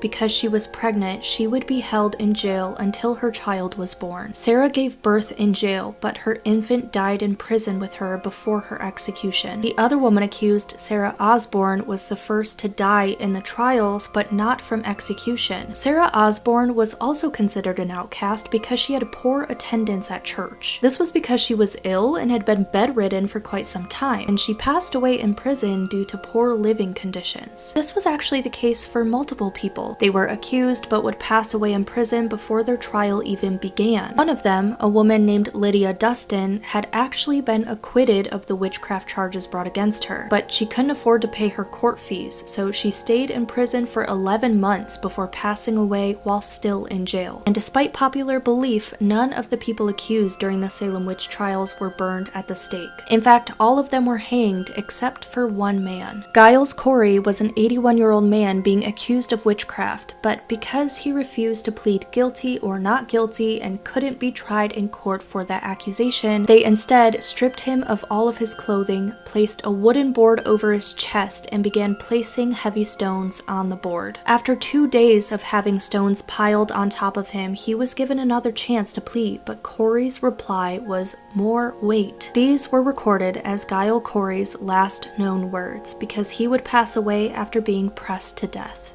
Again, I feel like this TikTok shows a lot of familiar storylines in kind of people's panic over different horrible instances like that. It's always blamed on, you know, some big bad wolf, Satan, whatever, and there's always some group that's blamed. and it usually doesn't end until someone higher up is personally affected by it. Our next TikToks by the user, the Paranormal Princess.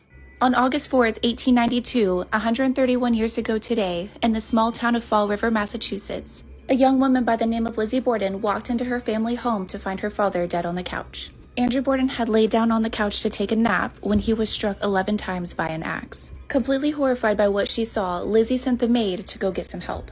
At the time of the murders, Lizzie's uncle John Morse was staying upstairs in the guest room. It was in this room where Lizzie's stepmother, Abby Borden, was found. It appears that she was possibly making the bed when she too was struck by an axe. But this time, it was 18 blows. Not long after the murders, Lizzie Borden was arrested. But in 1893, Lizzie was found innocent of the crimes.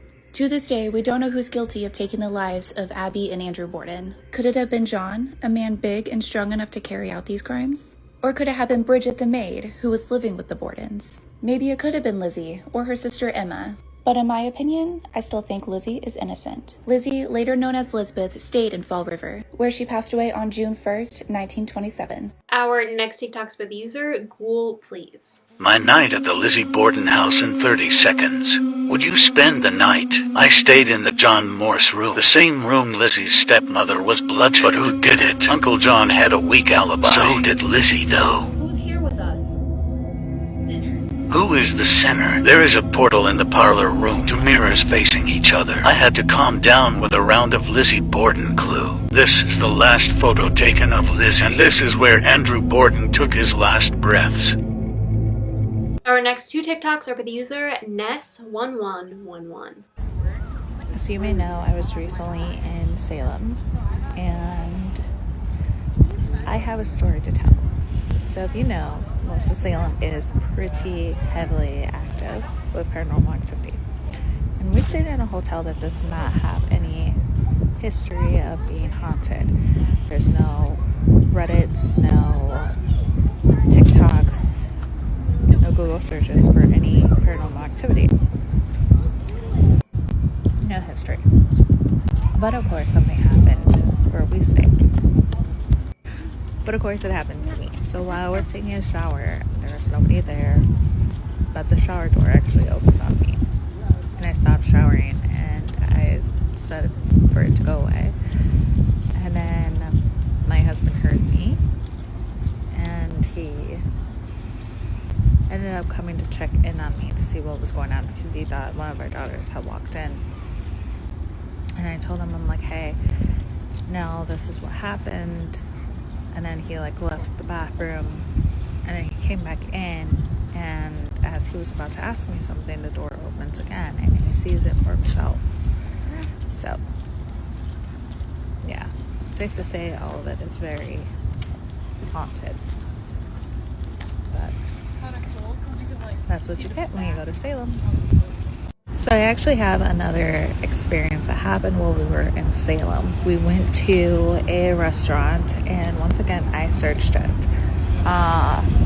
There was no known history of it being haunted. No Reddits, no TikToks, no Google searches, no pins, no nothing for it having any paranormal activity. What I noticed was whatever was there was really influencing my daughter. She started acting different. She was fine before we walked into the restaurant. And once we got there, she didn't want to stay. She was just acting so bad. And just like, can we leave? Can we leave? Can we leave? Can we go back? Can we leave? I want to go home. I want to go home. Just awful the whole time. Like she was picking up on something. And I noticed too, I took her to the bathroom, there was a scent of incense. But it didn't look like they were burning incense, but I could smell very heavily the scent of incense. And then me and my husband were kind of hurrying it up. We were waiting on something to get back to us, and we hear glasses constantly being dropped. And then all of a sudden the lights basically dimmed down big time. And I looked up at the servers and the workers towards the back, and you could see on their face that wasn't supposed to happen. And then they got the lights to be back to normal, as bright as they were prior. I look at my husband and he's like, yeah, I think it's time we leave. So, like I said in my last TikTok, even if a place doesn't have any stories behind, if there is something there, if you're in Salem, there probably is something there. And just like in some other places. Now, this could also be, though, because I come from generations of psychic mediums, so it was possibly that it felt that I could feel its presence, and that's why all this activity kind of kicked up. So that could very well be it. But yeah, between my hotel and that restaurant, yeah, Salem's something. I liked it. I enjoyed my experience there. But definitely probably won't go again until my kids are older, just so they're not exposed too much to that type of energy at such a young age. That's my story time. It's absolutely possible that if she has this ability, that she accidentally riled up some activity, because as has been described before, is that people who are psychics or mediums, that to the paranormal, it's like being in a dark room and then you see this like beam of light, and that is the medium, and they're immediately drawn towards it. It makes sense that it would kind of stir something up because they get excited seeing someone who is maybe able to see them, maybe interact with them, or just, you know, having this introduction of a similar energy in their space. Our next TikTok's by the user girlhenryrollnsredux. Been feeling like I need a refresher on my ghost tours and things like that lately, and it's almost as though fate herself was listening to me, because I was gifted with a fantastic story and have only told it one other time. This story was told to me by my husband. My husband actually experienced this story right before he told it to me, because he was waiting for me outside of the Charter Street Cemetery here in Salem. That was built in 1637, so it's really old, and he was just kind of looking out in among the stones and enjoying himself, waiting for me to finish my tour and get off work. And so he sees what he thinks is a person in the back of the cemetery, and of course his heart drops and he's thinking, oh no, there's a person that's broken in. And the person walks closer and closer and is on the path, and he sees that they're wearing a dress, and the dress is kind of blowing in the wind, and he's thinking, oh no, there's some cosplayer that is broken in there and is trying to live out some kind of practical magic or hocus pocus fantasy, and I'm gonna have to call security. That is the last thing I wanted to do. And then she just keeps walking closer, and he sees that she's wearing a blue dress. And she gets to the stone where the map of the cemetery is, and as the foot, like the hem of her dress, enters the yellow circle of light, she disappears. And just, you know, of course he's flabbergasted because he saw a person that looked very much person-like disappear right in front of him. And as soon as I got back over to him from my tour so that we could walk home together, he tells me the story, and that's when I tell him that there is a story of a lady in a blue dress that I tell on every tour. So that was a surprise. It's not every day you get a ghost tour from Salem hot off the presses. Our next TikTok's by the user Spilled History. I can bet you got this wrong. Salem was late. Whenever you hear about witch hunts, you think Salem, obviously. Maybe if you know about the European witch hunts, you kind of think that like this is just happening all at the same time. But when Salem happened in the 1690s, the European witch hunts were basically over.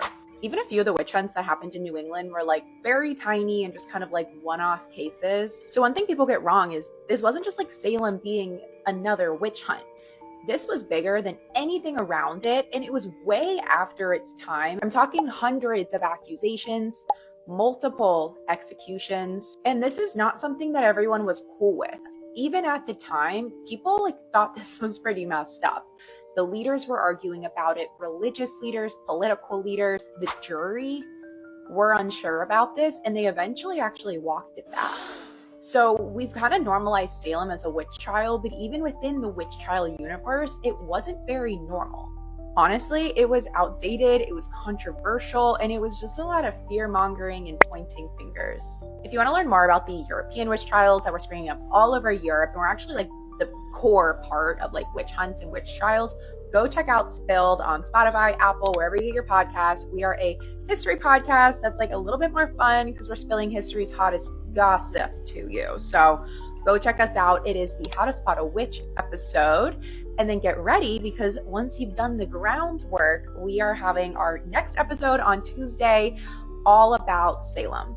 So learn about the witch trials, and then we're going to talk about Salem, what made it different, why it started, who was being accused and by whom, and plot twist, this video is not the only thing you got wrong about Salem. So check us out. Definitely recommend checking out the podcast if you think that this little TikTok clip here is interesting. But yeah, it's so fascinating how that kind of took over here as an after effect to that happening in Europe.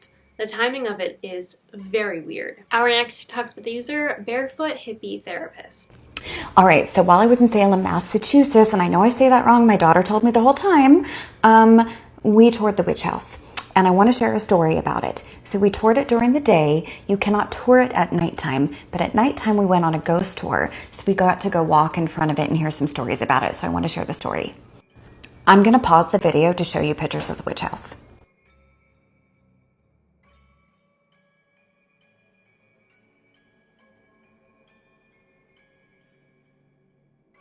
So one thing to know is that people who were accused of being witches never lived in the witch house. So I don't know why they call it that, but whatever. I probably for the fun of people wanting to tour it.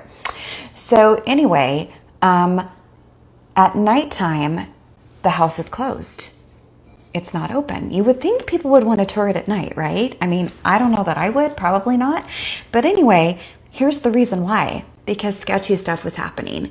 It would get 10 degrees colder. They would hear talking. Just stuff was going on in the house. And so these people were like, I'm not doing this. But then there were some people that are all, we'll do it. We don't believe in this stuff anyway, okay? Oh yeah, after 3 to 4 days, it was a hard no for them. They were out as well. So when it gets dark out, the witch house closes. Yeah, there you go. And I will tell you, it was a little sketch at night. It wasn't sketch during the day, but at night, a little bit sketch when you're looking in the windows and stuff like that. Our next TikTok's by the user, The Carrie Diaries. So this past summer, I decided to go to Salem for a night by myself. And I was super excited about it, but I never once thought about how haunted a place like that would be. It just didn't even cross my mind. So I get there, I end up booking a witch trial walking tour at nighttime, where we went to a bunch of the spots that had significance to the witch trial. And I had this little boy in my group who was probably like 8 years old, and he knew all of these facts about Salem and was asking all these questions about the haunted places. And so everywhere we go, they'd be like, yeah, this place is haunted, this place is haunted, this place you sometimes see this ghost, this hotel, this hotel, this hotel, this hotel. And I'm sitting there like, okay, that's fun. I can't wait to go back to my hotel room tonight. So I get back. Thank God I only booked one night there, because I walk into my room, I turn the light on, and the bedside light next to the side of the bed I was sleeping on is flickering. And I look at it and I just verbally go, no, we're not doing this. Not happening. And I'm like, you know what? It's fine. We're going to forget about that right now. I'm going to go take a shower. Everything's going to be okay. I walk into the bathroom, turn the light on, and the light in the shower starts flickering. When I tell you, I was like, I hope to God the hotel is doing this to mess with people for the experience. And so I did not sleep that night. I laid in bed. I'm someone who needs like pure darkness, pure silence to sleep. I had a light on. I had the TV on. I'm laying there with one eye open all night, waiting for the worst to happen. And I'm like, and you know what? Outside isn't any better because on my walking tour, my tour guide already talked about how the street that I'm staying on was the street that the accused witches had to walk down before they went and got executed. So that's fun. I'm like, outside is just as awful as inside this hotel room. So I woke up the next morning, I'm telling you, I jumped out of bed as soon as the sun came out, got ready and left that hotel room, and drove back to Maine after I had breakfast.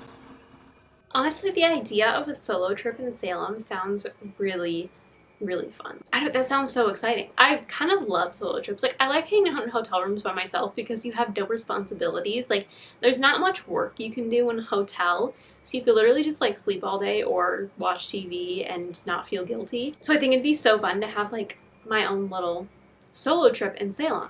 Hang out in like a spooky hotel and do spooky things. But also, if I was in the hotel room by myself and was experiencing ghosty things, I might not be able to handle it. So I don't know if that's a good idea for me. Our next 3 TikToks are by the user spirit.board. This is the shop where I work. It's called Nocturne in Salem, Massachusetts. The owners of the shop recently got back from a trip to France, okay? Now last year, they brought back this papier-mâché Mephisto head, okay? Turn of the century, spooky as all get out, sly trickster smile. And when they brought this papier-mâché head into the store last year, shit started going down, okay? Spooky stuff happening all the time. And it was like trickstery and fun, like little tricks, playing, things moving. One time a candle flew off the windowsill, like, you know, flew across the store in front of customers. Everything that was going on just kind of had his name all over it. You know, you see that little smile, that little mustache, and you just knew he was up to no good, okay? Trust me, it was all fun and games. I was never scared. I had a great time. It was kind of fun that, like, sometimes I would come in and, like, a little trick would be played. I would walk in the store, unlock after being there, after closing up the night before, being the last person to leave, come in the morning and see, you know, something out of place, see something on the ground. Now, Mephisto ended up selling. So he left, and when he left the store, everything stopped, okay? It's been so quiet, and I've been so lonely, you know what I mean? I'm here, I want to play games, you know? I want to have tricks, and I want to have a rapport with a ghost when I'm at work. So, the owners, Mike and Kim, just came back from another trip to France, and they've brought back antiques from France once again. Now, I'm about to show you some of the antiques that they brought back. Now, keep in mind, all of these are for sale here in store at Nocturne. We don't ship them, okay? We can't ship the antiques. You know, they made it all the way here from France. We're not packing them up and risking their lives once again. So you have to come into the store to shop the antiques. I'm going to show you the antiques, and I want you guys to help me guess which one of these antiques might be haunted, okay? I have a feeling that I know which one it is. But let me know which one you think is haunted, okay? Let me show you them. So we have this stunning opaline blue glass hand vase, which I think I might need to be purchasing. This beautiful Art Nouveau frame. Stunning. Haunted or not haunted? This set of little kitten bookends, very cute. Haunted or not haunted? We also have a series of letter openers, okay? So now, first one, we got a little axe, alright? A little spooky. Axe is pretty sharp. There's a little face, it's a bottle opener too. Pretty spooky, okay? We got this one. This kind of nautical. We got, I think these are, right? These are like barnacles, right? Or are they like seed pods? I don't know. But we got this one, like barnacles or seed pods. Maybe this one's got like a little mermaid ghost attached to it. Or possibly this one. I don't know, maybe the mermaid ghost is attached to this one because it's got this like oyster shell and seaweed motif. You're telling me this can't be used as a weapon. This can be used as a weapon, alright? You could do damage with this. Don't tell me you couldn't. So, one of these letter openers was used to slit a throat. For sure, okay? You can't tell me otherwise.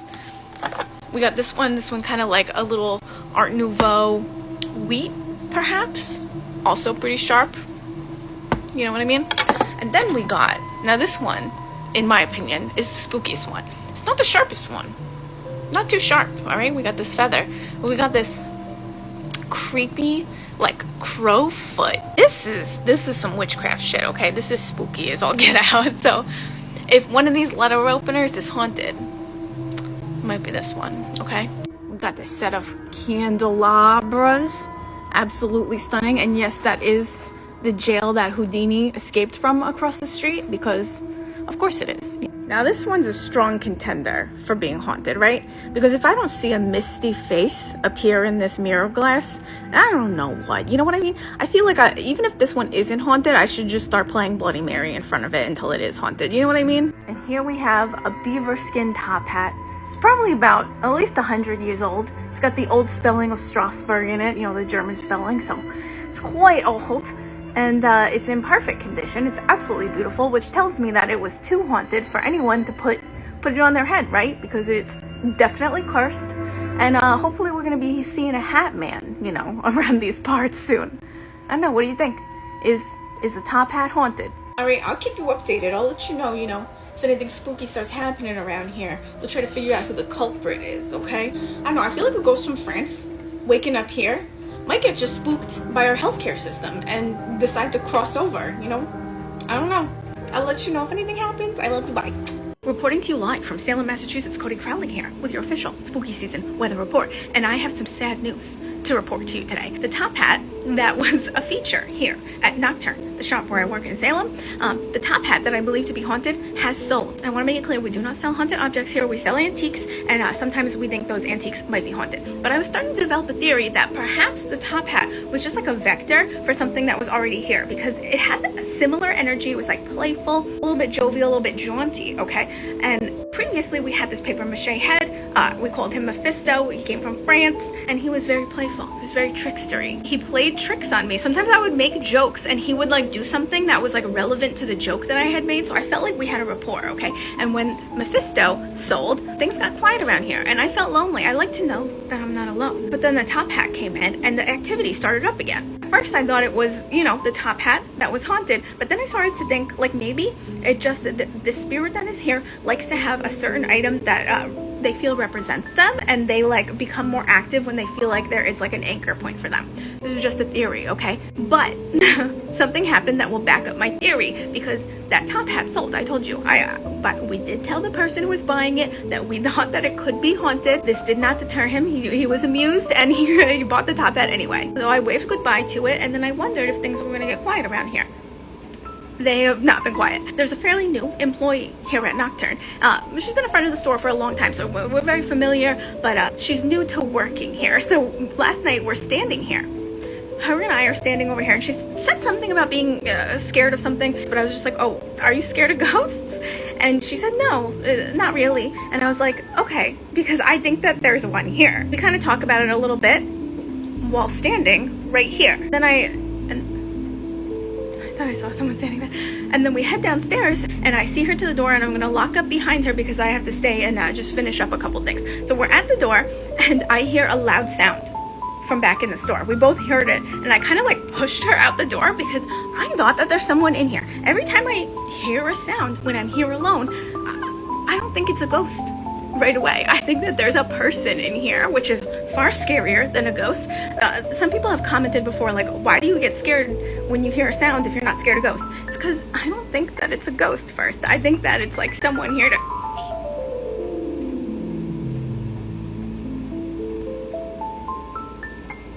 Oh my god, what is going on? Okay, we're at the door. I kind of push out after her, and then I'm looking back in, and I'm like, what the hell was that sound? I don't see anyone, so I come back in, and then together, because she comes back in with me, we do a little lap.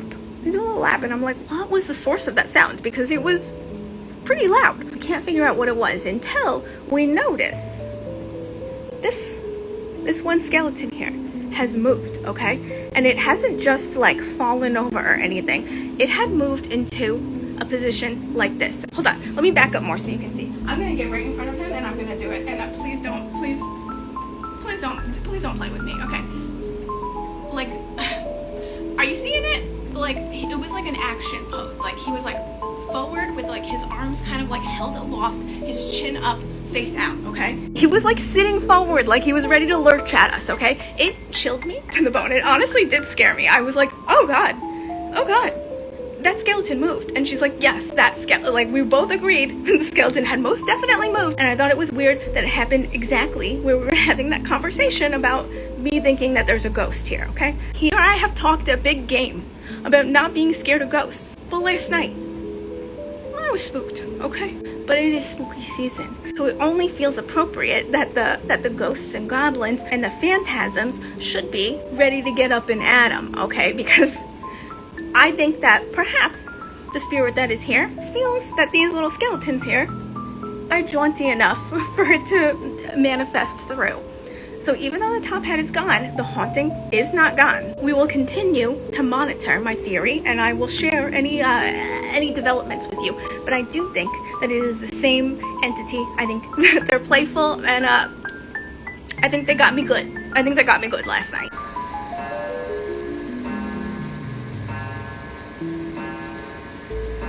Thanks, I love you so much, bye. Mwah. I got a little Salem mystery for you guys here, alright? I need your help because I can't figure this out and it's been bothering me for a while. So, at the risk of sounding like a real Robert Stack, join me because you may help solve a mystery.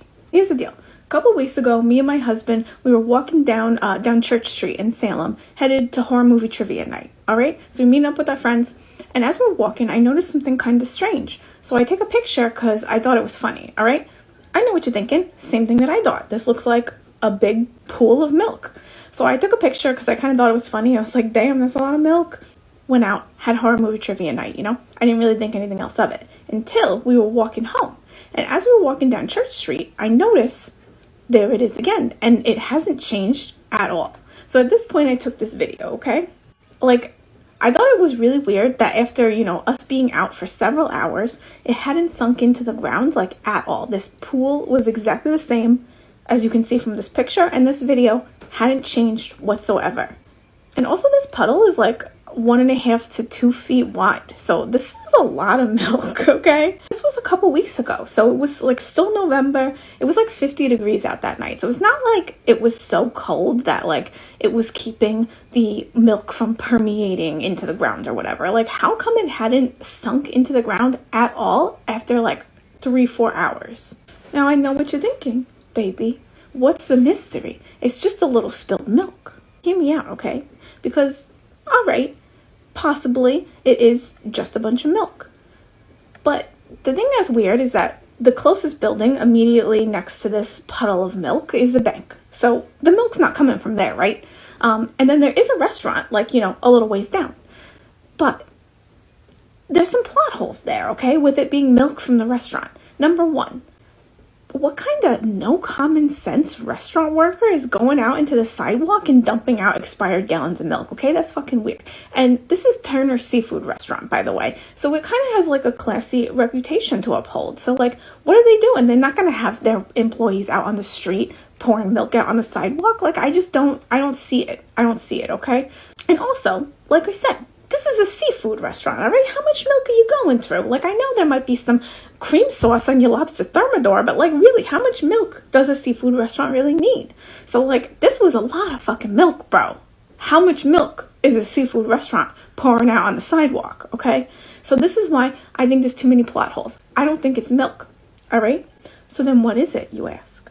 Well, my number one theory right now, aliens, okay? Stick with me. What if a UFO is passing by and they just so happen to empty their in-flight toilet bowl over Salem? What if what we're seeing here is like a cocktail of alien excrement and like whatever chemical they use to break down their shit? I don't know. It's kind of like how, you know, on a plane, all the shit and piss is going to be bright blue from whatever chemical they use to like, they use in the toilet there.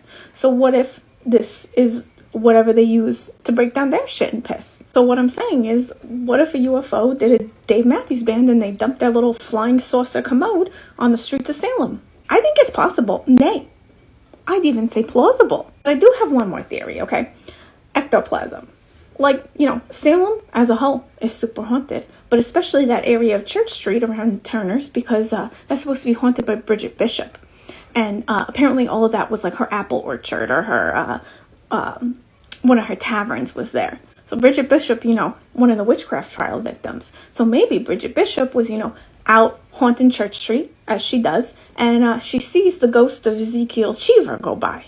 And then she's got to sit there horking up ectoplasm because she just saw the motherfucker who had her hanged for witchcraft because he couldn't stop having wet dreams about her. I don't know. Can you blame her? I can't blame her. And do you have any better ideas? Because I sure don't. So I'm saying it's either coming from a UFO bathroom or it's Bridget Bishop's puke. I like that she kind of has a rapport going with this spirit and she can pick him out when he decides to perk up again because he finds a new thing to represent him with. Personally, I think the mask with the mustache is kind of funny. I think it would be a little fun being able to like go into work and know that you have this trickster spirit that's hanging out with you, but again, I don't think I'd be able to be alone. Like, I think it might be funny if I'm like with a coworker, but if I had a lockup and I'm there after dark by myself, I'd probably be like shaking in my boots. Our final TikTok of the video is by the user Madison Heinzen 207. I had a paranormal experience in Salem, Massachusetts. Hey guys, it's Madison Heinzen, and today I have a story time for you guys, so let's get right into it. So today I visited Salem, Massachusetts for the very first time, and I had a paranormal experience there. So we went to the Witch Dungeon Museum, which is basically a live reenactment of the Salem witch trials, and it had like a tour along with like replicas of the dungeons. And this is where it gets really scary. So during the tour, they bring you down to the basement where they actually have the replicas of the dungeons. And let me tell you, there is a heavy energy down there. I don't know what it is, but like my chest was just hurting so much and I was like, I need to get out of here. Just as we were getting to leave in the last scene of the tour, I had something grab onto my shoulder. And to say the very least, I was freaked out. My mom and my friend was behind me and I looked over at my mom. I'm like, did you just grab me? And she's like, no. And her arms were across the entire time. I had nobody near me and it felt like something physically grabbed my shoulder. What's even more crazy are there's a lot of ghost related stories in this dungeon. So was someone trying to grab my attention? I don't really know. So yeah, I had a paranormal experience outside of the Conjuring house. If you guys enjoy these story times, let me know in the comment section down below, and I will see you all later. Now, her parents used to own the Conjuring house, which I guess is a nice little way to end this video because she will be popping up in our next video when we talk about Rhode Island. That includes TikToks covering the Conjuring house. I think honestly probably from her experience living in the Conjuring house, she probably also does act as a little bit of a beacon to the paranormal because it is such a wacky place that she has such experience with. Maybe the math isn't right there, maybe that's not how it works, but I feel like someone who is very familiar with the paranormal and has lots of encounters with it, it would absolutely make sense to me if they are easier to be reached than someone who has not had such an experience before. But that is all I have for today's video. I hope you guys enjoyed it. Let me know your favorite TikToks. Let me know any thoughts you had on the TikToks I showed you. If you have any personal experiences in Massachusetts yourself. The usernames of all of the creators in this video are down below in the description, as well as all of my links. Please check out my Instagram and TikTok where I post spooky special effects makeup content over on those platforms. Also, feel free to tag me in any TikToks that you come across that you want to see me include in a future video. If you guys like this video, please be sure to give it a big thumbs up. I will pop a couple suggestions on the screen for you to watch next. Please click the subscribe button down below and turn on post notifications so you never miss a video. I post Sundays and Thursdays at 2 p.m. Pacific Standard Time, 4 p.m. Central Time. And as always, thank you guys so much for watching. I hope you enjoyed this video and I will see you next time.